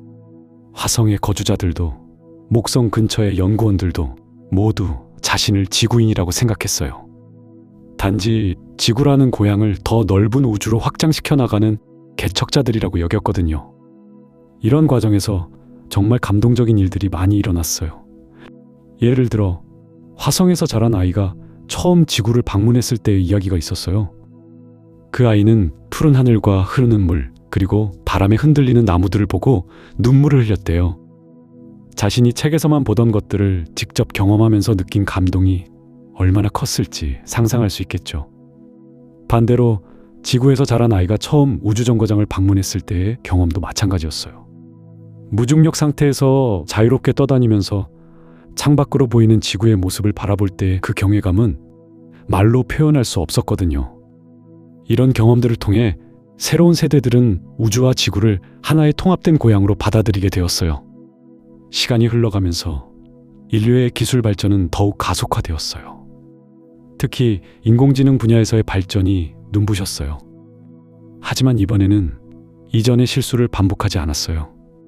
인공지능을 인간을 대체할 존재가 아니라 인간을 보완하고 도와주는 파트너로 개발했거든요. 달의 폭발과 그 이후의 시련들을 겪으면서 인류가 배운 가장 중요한 교훈 중 하나가 바로 겸손함이었어요. 이런 겸손한 자세는 환경 문제에 대한 접근에서도 나타났어요. 지구의 생태계 복원 작업은 자연을 정복하려는 시도가 아니라 자연과 조화를 이루려는 노력으로 진행되었어요. 인간이 자연의 일부라는 인식이 모든 정책과 기술 개발의 기본 원칙이 되었거든요. 그 결과 지구의 환경은 놀라울 정도로 빠르게 회복되기 시작했어요. 대기 중의 먼지가 걷히고 바다가 다시 푸른색을 되찾았어요.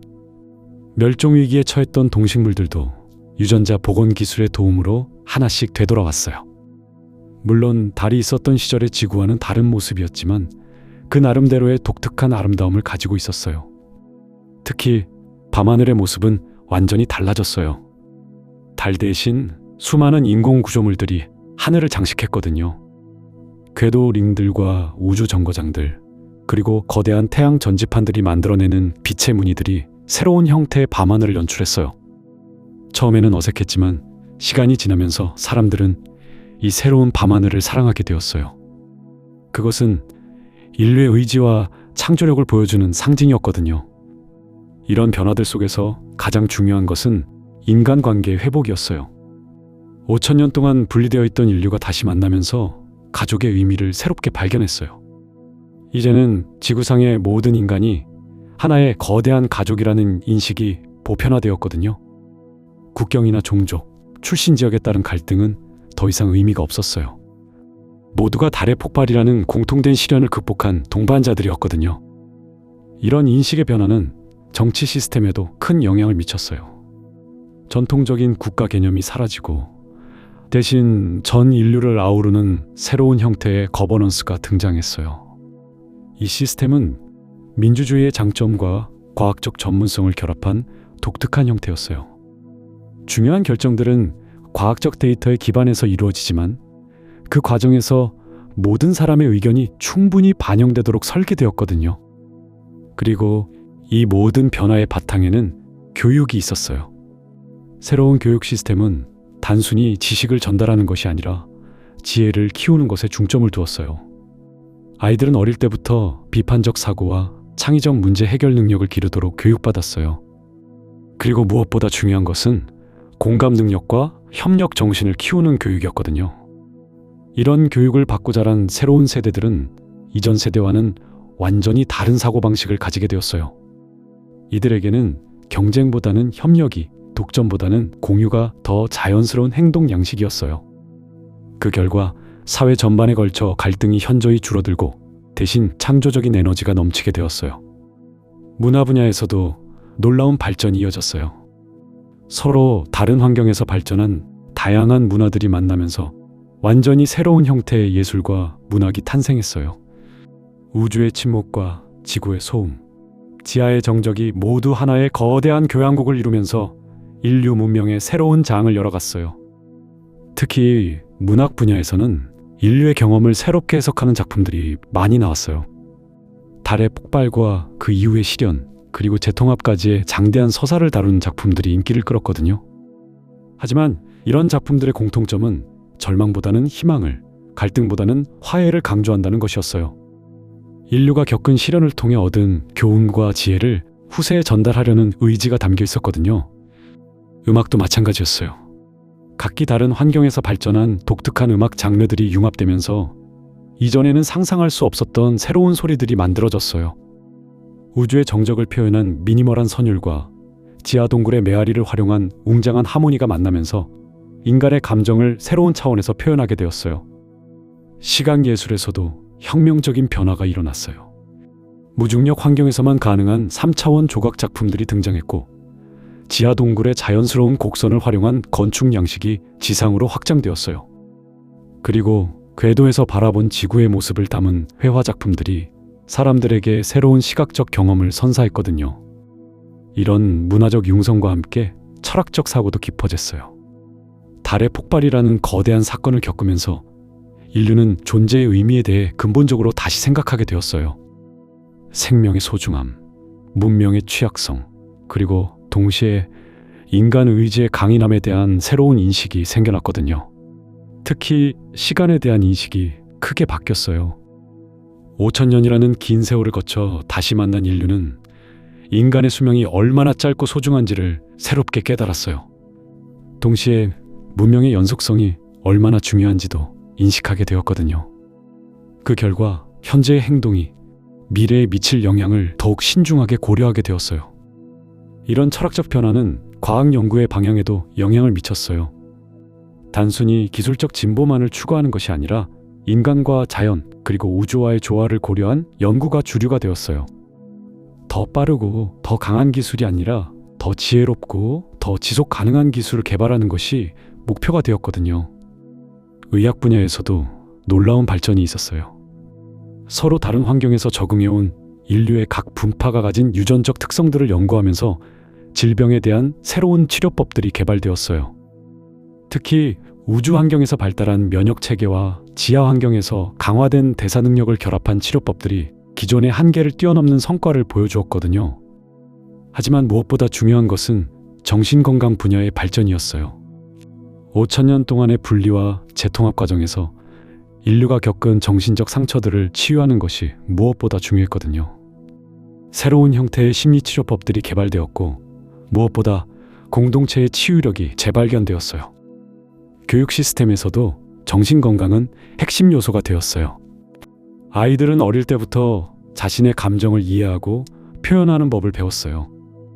그리고 타인의 감정을 공감하고 배려하는 능력을 기르도록 교육받았거든요. 이런 교육의 결과 새로운 세대들은 이전보다 훨씬 더 정서적으로 안정되고 성숙한 모습을 보여주었어요. 종교와 영성 분야에서도 새로운 움직임이 나타났어요. 달의 폭발이라는 거대한 사건을 겪으면서 많은 사람들이 존재의 의미에 대해 깊이 성찰하게 되었어요. 하지만 이런 영적 탐구는 이전과는 다른 형태를 띠었어요. 과학과 영성이 대립하는 것이 아니라 서로를 보완하는 관계로 인식되었거든요. 우주의 광대함 앞에서 느끼는 경외감과 생명의 신비로움에 대한 감사가 새로운 형태의 영성을 만들어냈어요. 특정 종교나 교리에 얽매이지 않으면서도 깊은 영적 만족을 얻을 수 있는 새로운 방식들이 발전했거든요. 우주에서 바라본 지구의 모습, 지하 깊은 곳에서 느끼는 고요함, 그리고 지상에서 경험하는 생명의 역동성이 모두 영적 체험의 원천이 되었어요. 이런 변화들의 결과로 인류 사회는 전에 없이 안정되고 번영하는 모습을 보여주었어요. 범죄율은 현저히 낮아졌고 정신질환의 발생률도 크게 줄어들었어요. 사람들은 각자의 역할을 찾아 만족스러운 삶을 살아가고 있었어요. 물론 완벽한 유토피아는 아니었지만 이전의 어떤 시대보다도 인간다운 삶을 살 수 있는 조건들이 갖춰져 있었거든요. 그리고 무엇보다 중요한 것은 미래에 대한 희망이었어요. 달의 폭발이라는 절망적인 사건을 극복한 경험이 인류에게 어떤 시련도 이겨낼 수 있다는 자신감을 심어주었어요. 동시에 그 과정에서 얻은 지혜가 같은 실수를 반복하지 않도록 해주었거든요. 새로운 세대들은 이런 희망과 자신감을 바탕으로 더욱 원대한 꿈을 품기 시작했어요. 태양계를 넘어선 성간 여행, 생명의 본질에 대한 더 깊은 이해, 그리고 우주 전체와의 조화로운 공존 같은 꿈들이었어요. 이런 꿈들은 더 이상 공상이 아니라 충분히 실현 가능한 목표로 여겨졌어요. 특히 젊은 과학자들 사이에서는 다른 항성계에 생명체가 존재할 가능성에 대한 관심이 높았어요. 지구에서 일어난 달의 폭발 같은 사건이 다른 행성에서도 일어날 수 있다면 그곳의 생명체들도 비슷한 시련을 겪고 있을지도 모른다는 생각이었어요. 그렇다면 인류가 얻은 경험과 지혜를 다른 문명과 공유할 수 있을지도 모른다는 희망을 품게 되었거든요. 이런 생각은 새로운 형태의 우주 탐사 프로젝트로 이어졌어요. 단순히 새로운 행성을 발견하거나 자원을 찾는 것이 아니라 다른 문명과의 소통 가능성을 탐구하는 프로젝트였어요. 아직 구체적인 성과는 없었지만 이런 시도 자체가 인류의 정신적 성숙을 보여주는 상징이었어요. 한편으로는 지구 자체에 대한 새로운 발견들도 계속 이어졌어요. 5,000년 동안 지하에서 살아온 사람들이 발견한 지구 내부의 비밀들은 정말 놀라웠어요. 지구의 핵 근처에서 발견된 독특한 물질들, 지가 깊숙한 곳에 존재하는 미생물들의 생태계, 그리고 지구 자기장의 변화 패턴 같은 것들이었거든요. 이런 발견들은 지구에 대한 이해를 완전히 새로운 차원으로 끌어올렸어요. 그리고 이런 지구에 대한 새로운 이해는 환경 복원 작업에 큰 도움이 되었어요. 지구 시스템의 복잡한 상호작용을 더 정확히 파악하면서 더욱 효과적인 복원 방법들을 개발할 수 있게 되었거든요. 그 결과 생태계 복원 속도가 예상보다 훨씬 빨라졌어요. 바다의 변화도 정말 인상적이었어요. 달이 사라지면서 조수 간만의 차이가 줄어들었지만 대신 새로운 형태의 해류 패턴이 형성되었어요. 이 새로운 해류들은 이전과는 다른 해양 생태계를 만들어냈지만 그 나름의 독특한 아름다움과 풍요로움을 가지고 있었어요. 특히 심해 생물들의 다양성이 놀라울 정도로 증가했거든요. 대기의 변화도 마찬가지였어요. 달의 중력 영향이 사라지면서 대기 순환 패턴이 바뀌었는데 이것이 오히려 기후를 더욱 안정화시키는 결과를 가져왔어요. 극단적인 날씨 현상들이 줄어들고 대신 온화하고 예측 가능한 기후가 형성되었거든요. 이런 안정적인 기후는 농업과 생태계 복원에 큰 도움이 되었어요. 이런 환경 변화들을 지켜보면서 사람들은 자연의 적응력에 대해 새롭게 깨닫게 되었어요. 달의 폭발이라는 엄청난 변화에도 불구하고 지구의 생명 시스템은 새로운 균형점을 찾아가고 있었어요. 물론 이전과는 다른 모습이었지만 그만큼 역동적이고 생명력 넘치는 모습이었거든요. 이런 자연의 적응력을 목격한 인류는 자신들도 그런 적응력을 발휘할 수 있다는 확신을 갖게 되었어요. 그리고 실제로 그런 적응력을 발휘하고 있었거든요. 5천 년이라는 긴 세월 동안 서로 다른 환경에서 살아온 각각의 인류 집단이 다시 만나 하나가 되는 과정에서 보여준 유연성과 포용력은 정말 놀라웠어요. 특히 언어의 변화와 통합 과정이 흥미로워요. 5천 년 동안 분리되어 있으면서 각 집단은 저마다 독특한 언어적 특성을 발달시켰어요. 우주 거주민들은 기술적 정밀성을 강조하는 간결한 표현을 선호했고, 지하 거주민들은 감정의 미묘한 차이를 표현하는 풍부한 어휘를 발달시켰어요. 궤도 거주민들은 3차원 공간을 표현하는 독특한 문법 구조를 만들어냈거든요. 하지만 놀라운 건 이런 다양한 언어적 특성들이 충돌하지 않고 오히려 서로를 풍부하게 만들었다는 점이에요. 새로운 통합 언어가 자연스럽게 형성되었는데, 이 언어는 이전의 어떤 언어보다도 표현력이 풍부하고 정확했어요. 과학적 정밀성과 감정적 풍부함, 그리고 공간적 역동성을 모두 담을 수 있는 완전히 새로운 형태의 의사소통 도구가 탄생한 것이었거든요. 이런 언어적 통합은 문화 통합의 상징이기도 했어요. 서로 다른 경험과 가치관을 가진 집단들이 대화를 통해 서로를 이해하고 받아들이는 과정에서 더욱 깊고 풍부한 문화가 만들어졌어요. 갈등이나 대립 대신 상호 보완과 시너지 효과가 나타났거든요. 교육 분야에서도 이런 통합의 힘이 발휘되었어요. 새로운 교육 시스템은 단순히 지식을 전달하는 것을 넘어서 지혜를 기르는 것에 중점을 두었어요. 학생들은 우주의 물리학적 원리를 직접 체험하고, 지구의 생태계를 손으로 만지며 배우고, 지하 환경에서 자원의 소중함을 깨달았어요. 이런 전방위적인 학습 경험을 통해 이론과 실제가 완벽하게 결합된 살아있는 교육이 이루어졌거든요. 특히 감동적이었던 건 세대 간 교육 프로그램이었어요. 5천 년의 분리 기간 동안 축적된 각 집단의 독특한 지혜와 경험을 젊은 세대에게 전수하는 프로그램이었거든요. 우주에서 살아온 노인들이 무중력 환경에서의 생존 기술을 가르치고, 지하에서 평생을 보낸 어른들이 제한된 자원으로 최대한의 효율을 내는 방법을 전수했어요. 이런 과정에서 세대 간의 이해와 존중이 깊어졌어요. 한편 예술 교육에서는 정말 혁신적인 변화가 일어났어요. 학생들은 지상에서 전통적인 회화와 조각을 배우고, 우주에서 무중력을 활용한 3차원 예술을 경험하고, 지하에서 음향 효과를 이용한 소리 예술을 탐구했어요. 이런 다차원적인 예술 교육을 받은 학생들은 이전 세대가 상상할 수 없었던 창의적인 작품들을 만들어내기 시작했어요. 과학 교육에서도 비슷한 혁신이 일어났어요. 학생들은 교실에서 이론을 배우는 것에 그치지 않고 실제 연구 프로젝트에 참여했어요. 어린 학생들도 각자의 수준에 맞는 연구 주제를 가지고 진짜 과학자들과 함께 일했거든요. 이런 경험을 통해 과학이 단순한 지식이 아니라 세상을 이해하고 개선하는 도구라는 것을 체득하게 되었어요. 의료 분야에서의 교육도 완전히 새로워졌어요. 의대생들은 지상에서 일반적인 의학을 배우고, 우주에서 미세 중력이 인체에 미치는 영향을 연구하고, 지하에서 고압 환경과 제한된 자원 상황에서의 응급처치를 익혔어요. 이런 통합적인 의학 교육을 받은 의사들은 어떤 환경에서도 최적의 치료를 제공할 수 있었거든요. 이런 교육 혁신의 결과로 새로운 세대들은 이전과는 완전히 다른 역량을 갖추게 되었어요.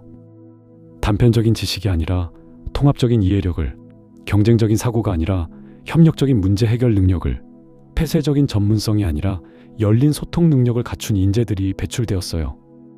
경제 시스템에서도 근본적인 변화가 일어났어요. 전통적인 화폐 경제보다는 자원과 지식을 공유하는 새로운 형태의 경제 시스템이 발달했어요. 무한 에너지원의 확보로 물질적 부족이 해결된 상황에서 사람들이 진정으로 가치 있게 여기는 것은 창의성, 지혜, 그리고 인간관계였어요.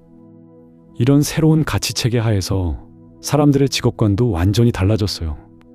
더 이상 생계를 위한 노동이 아니라 자아 실현과 사회 기여를 위한 활동으로 일의 의미가 바뀌었어요. 사람들은 각자의 재능과 관심에 따라 다양한 분야에서 창의적인 활동을 펼쳤어요. 특히 연구 분야에서는 놀라운 발전이 이어졌어요. 생계에 대한 걱정 없이 순수한 지적 호기심을 따라 연구할 수 있게 되면서 기초과학 분야에서 획기적인 발견들이 이어졌어요. 우주의 암물질에 대한 새로운 이론, 생명현상의 양자역학적 메커니즘, 시공간 구조의 새로운 이해 같은 것들이었거든요. 이런 기초과학의 발전은 곧 실용적인 기술 발전으로 이어졌어요.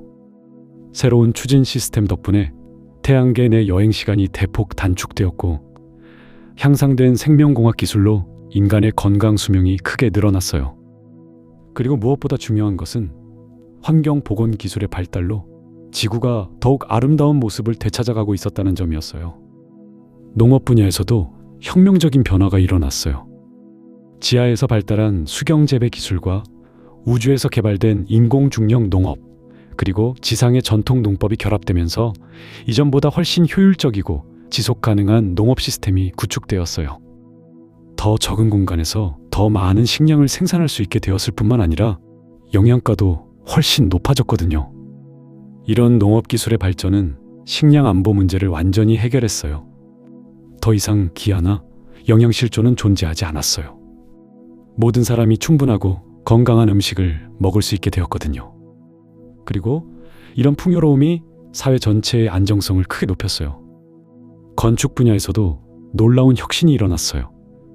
지하 동굴의 자연스러운 곡선미와 우주 구조물의 효율성, 그리고 지상 건축의 친환경성이 결합된 완전히 새로운 건축 양식이 탄생했어요. 이런 건물들은 외관이 아름다울 뿐만 아니라 에너지 효율성도 뛰어났고 거주자들의 심리적 만족도도 매우 높았어요. 특히 인상적이었던 건 도시 전체가 하나의 유기체처럼 설계된 새로운 도시들이었어요. 이런 도시들은 지상, 지하, 그리고 공중을 모두 활용해서 3차원적으로 구성되었어요. 각 층위마다 서로 다른 기능을 가지면서도 유기적으로 연결되어 있어서 마치 거대한 생명체의 각 기관처럼 조화롭게 작동했거든요. 이런 도시에서의 교통 시스템도 혁신적이었어요. 기존의 2차원적인 도로 시스템 대신 3차원적인 이동 경로가 구축되었어요. 사람들은 중력을 조절하는 개인용 이동 장치를 이용해서 자유롭게 상하 좌우로 이동할 수 있었어요. 이런 시스템 덕분에 교통체증이나 대기 오염 같은 문제들이 완전히 사라졌어요. 통신기술의 발달도 눈부셨어요. 양자 통신기술의 발전으로 태양계 어디에서든 실시간으로 의사소통할 수 있게 되었어요. 지구에 있는 가족과 화성에 있는 자녀가 마치 같은 방에 있는 것처럼 대화할 수 있었거든요. 이런 기술 발전은 인류의 확산에도 불구하고 가족과 공동체의 유대감을 유지하는 데 큰 도움이 되었어요. 하지만 이런 기술 발전에도 불구하고 인류가 가장 중요하게 여긴 것은 직접적인 인간 접촉이었어요. 아무리 뛰어난 가상현실 기술이 있어도 실제로 만나서 나누는 대화와 포옹의 따뜻함을 대신할 수는 없었거든요. 그래서 사람들은 정기적으로 가족과 친구들을 만나기 위해 먼 거리를 여행하는 것을 당연하게 여겼어요. 이런 여행 문화의 발달은 새로운 형태의 관광업을 만들어냈어요. 사람들은 지구의 아름다운 자연 경관을 감상하기 위해 여행하기도 하고 우주정거장에서 무중력을 체험하기 위해 여행하기도 했어요. 지하 도시의 독특한 문화를 경험하는 것도 인기 있는 여행 코스였어요. 이런 다양한 여행 경험을 통해 사람들은 인류 문명의 다양성과 풍요로움을 직접 느낄 수 있었거든요. 스포츠 분야에서도 혁명적인 변화가 일어났어요. 미세중력 환경에서 가능한 3차원 스포츠들이 개발되었고 지하의 복잡한 터널 구조를 활용한 새로운 경주 종목들이 생겨났어요. 지상에서는 전통적인 스포츠들이 더욱 발전된 형태로 진화했어요. 이런 다양한 스포츠들을 통해 사람들은 건강을 유지할 뿐만 아니라 서로 다른 환경의 사람들과 교류하고 친목을 다질 수 있었어요. 특히 인기가 높았던 것은 태양계 올림픽이었어요. 지구, 화성, 우주정거장, 그리고 각종 우주기지의 대표들이 모여서 벌이는 대회였거든요. 각 환경에 특화된 종목들이 있어서 모든 참가자들이 공평하게 경쟁할 수 있었어요. 이 대회는 단순한 스포츠 경기를 넘어서 인류 전체의 화합을 상징하는 축제가 되었어요. 음식 문화에서도 흥미로운 발전이 있었어요. 각기 다른 환경에서 발달한 독특한 요리법들이 융합되면서 완전히 새로운 맛과 향의 요리들이 탄생했어요. 우주에서 개발된 압축 영양식과 지하에서 발전한 발효 기술, 그리고 지상의 전통 조리법이 만나면서 이전에는 상상할 수 없었던 맛의 조화를 이뤘어요. 특히 인상적이었던 건 분자 요리학의 발전이었어요. 각 환경의 특수한 조건들을 활용해서 지상에서는 만들 수 없는 독특한 질감과 맛의 요리들이 개발되었어요. 무중력에서만 가능한 구형태의 요리나 고압 환경에서 만들어지는 초고밀도 영양식 같은 것들이었거든요. 이런 다양한 음식 문화는 사람들의 여행 동기가 되기도 했어요. 맛있는 음식을 맛보기 위해 멀리 여행하는 사람들이 많았어요. 그리고 이런 음식 관련 여행을 통해 서로 다른 지역의 문화를 이해하고 교류하는 기회가 늘어났어요. 패션과 의복 분야에서도 혁신이 일어났어요. 각 환경에 최적화된 기능성 의복들이 개발되었는데 이것들이 단순히 기능적일 뿐만 아니라 미적으로도 매우 뛰어났어요. 우주용 슈트는 우주의 신비로움을 표현하는 디자인을, 지하용 의복은 지구의 깊이감을 나타내는 디자인을 채택했어요. 지상용 의복은 자연의 아름다움과 조화를 이루는 디자인으로 발전했거든요. 이런 의복들은 환경에 따라 자동으로 성능을 조절하는 스마트 기능도 갖추고 있었어요. 온도와 습도, 중력과 기압에 따라 자동으로 최적의 상태를 유지해 주었거든요. 그러면서도 착용자의 개성과 취향을 반영할 수 있는 다양한 커스터마이징 기능도 있었어요. 예술 분야로 돌아가 보면 새로운 형태의 공연 예술이 특히 주목받았어요. 지상과 우주, 지하를 실시간으로 연결해서 진행되는 대규모 공연들이 인기를 끌었어요. 각 장소의 특성을 살린 연출과 함께 전체적인 스토리가 하나로 연결되는 형태였거든요. 관객들도 여러 장소에 분산되어 있으면서 동시에 같은 공연을 감상하는 새로운 경험을 할 수 있었어요. 문학에서도 새로운 장르가 등장했어요. 다중환경 소설이라고 할 수 있는 것이었는데 여러 환경에서 동시에 진행되는 스토리들이 복합적으로 얽혀있는 형태였어요. 독자들은 각자의 관심에 따라 특정 환경의 스토리에 집중할 수도 있고 전체적인 흐름을 파악하면서 읽을 수도 있었어요. 이런 형태의 문학은 인류 문명의 복잡성과 다양성을 잘 반영하고 있었거든요. 역사학에서도 새로운 접근법이 발달했어요. 달의 폭발 이전과 이후를 구분해서 인류 역사를 새롭게 해석하는 작업이 활발하게 진행되었어요. 특히 5천년간의 분리 기간 동안 각 집단이 독립적으로 발전시킨 문화와 기술들을 체계적으로 정리하고 분석하는 연구가 중요하게 여겨졌어요. 이런 역사 연구를 통해 인류는 자신들의 정체성을 더욱 명확하게 이해하게 되었어요. 달의 폭발이라는 거대한 시련을 극복하고 다시 하나가 된 경험이 인류의 가장 큰 자산이라는 인식이 확산되었거든요. 이런 역사적 자각은 미래를 향한 더 큰 자신감의 근거가 되었어요. 철학 분야에서는 존재의 의미에 대한 새로운 관점들이 제시되었어요. 우주의 광대함 앞에서 느끼는 인간의 유한함과 동시에 그 유한함 속에서 발휘되는 무한한 가능성에 대한 성찰이 깊어졌어요. 달의 폭발이라는 절망적 사건을 희망의 출발점으로 바꾼 인간 의지의 힘에 대한 철학적 탐구도 활발했어요. 이런 철학적 성찰은 일상생활에도 큰 영향을 미쳤어요. 사람들은 매 순간을 더욱 소중하게 여기게 되었고 타인과의 관계에서 더 많은 배려와 이해를 보이게 되었어요. 갈등이나 다툼이 생겨도 대화와 타협을 통해 해결하려는 노력이 자연스럽게 이루어졌거든요. 종교와 영성 분야에서도 새로운 움직임이 계속 발전했어요. 기존의 종교적 경계를 넘어선 통합적 영성이 확산되었어요. 우주의 신비와 생명의 경이로움 앞에서 느끼는 경외감이 새로운 형태의 종교적 체험을 만들어냈거든요. 이런 영성은 특정 교리나 의식에 얽매이지 않으면서도 깊은 의미와 평안을 제공했어요. 특히 우주에서 지구를 바라보며 느끼는 경험이 새로운 영성의 중요한 원천이 되었어요. 우주적 관점이라고 불리는 이런 시각은 개인의 작은 고민들을 더 큰 맥락에서 바라볼 수 있게 해주었어요. 동시에 지구라는 고향 행성의 소중함을 더욱 깊이 느끼게 해주었거든요. 사회복지 시스템도 완전히 새로워졌어요. 물질적 풍요가 보장된 상황에서는 정신적, 정서적 돌봄이 더욱 중요해졌어요. 각자의 개성과 재능을 발견하고 발전시킬 수 있도록 돕는 것이 사회복지의 주요 목표가 되었거든요. 모든 사람이 자신만의 독특한 기여를 할 수 있는 기회를 갖도록 하는 것이었어요. 노인복지도 새로운 차원에서 접근되었어요. 5천년의 분리 기간을 경험한 고령자들의 귀중한 경험과 지혜를 젊은 세대에게 전수하는 것이 중요한 사회적 과제가 되었어요.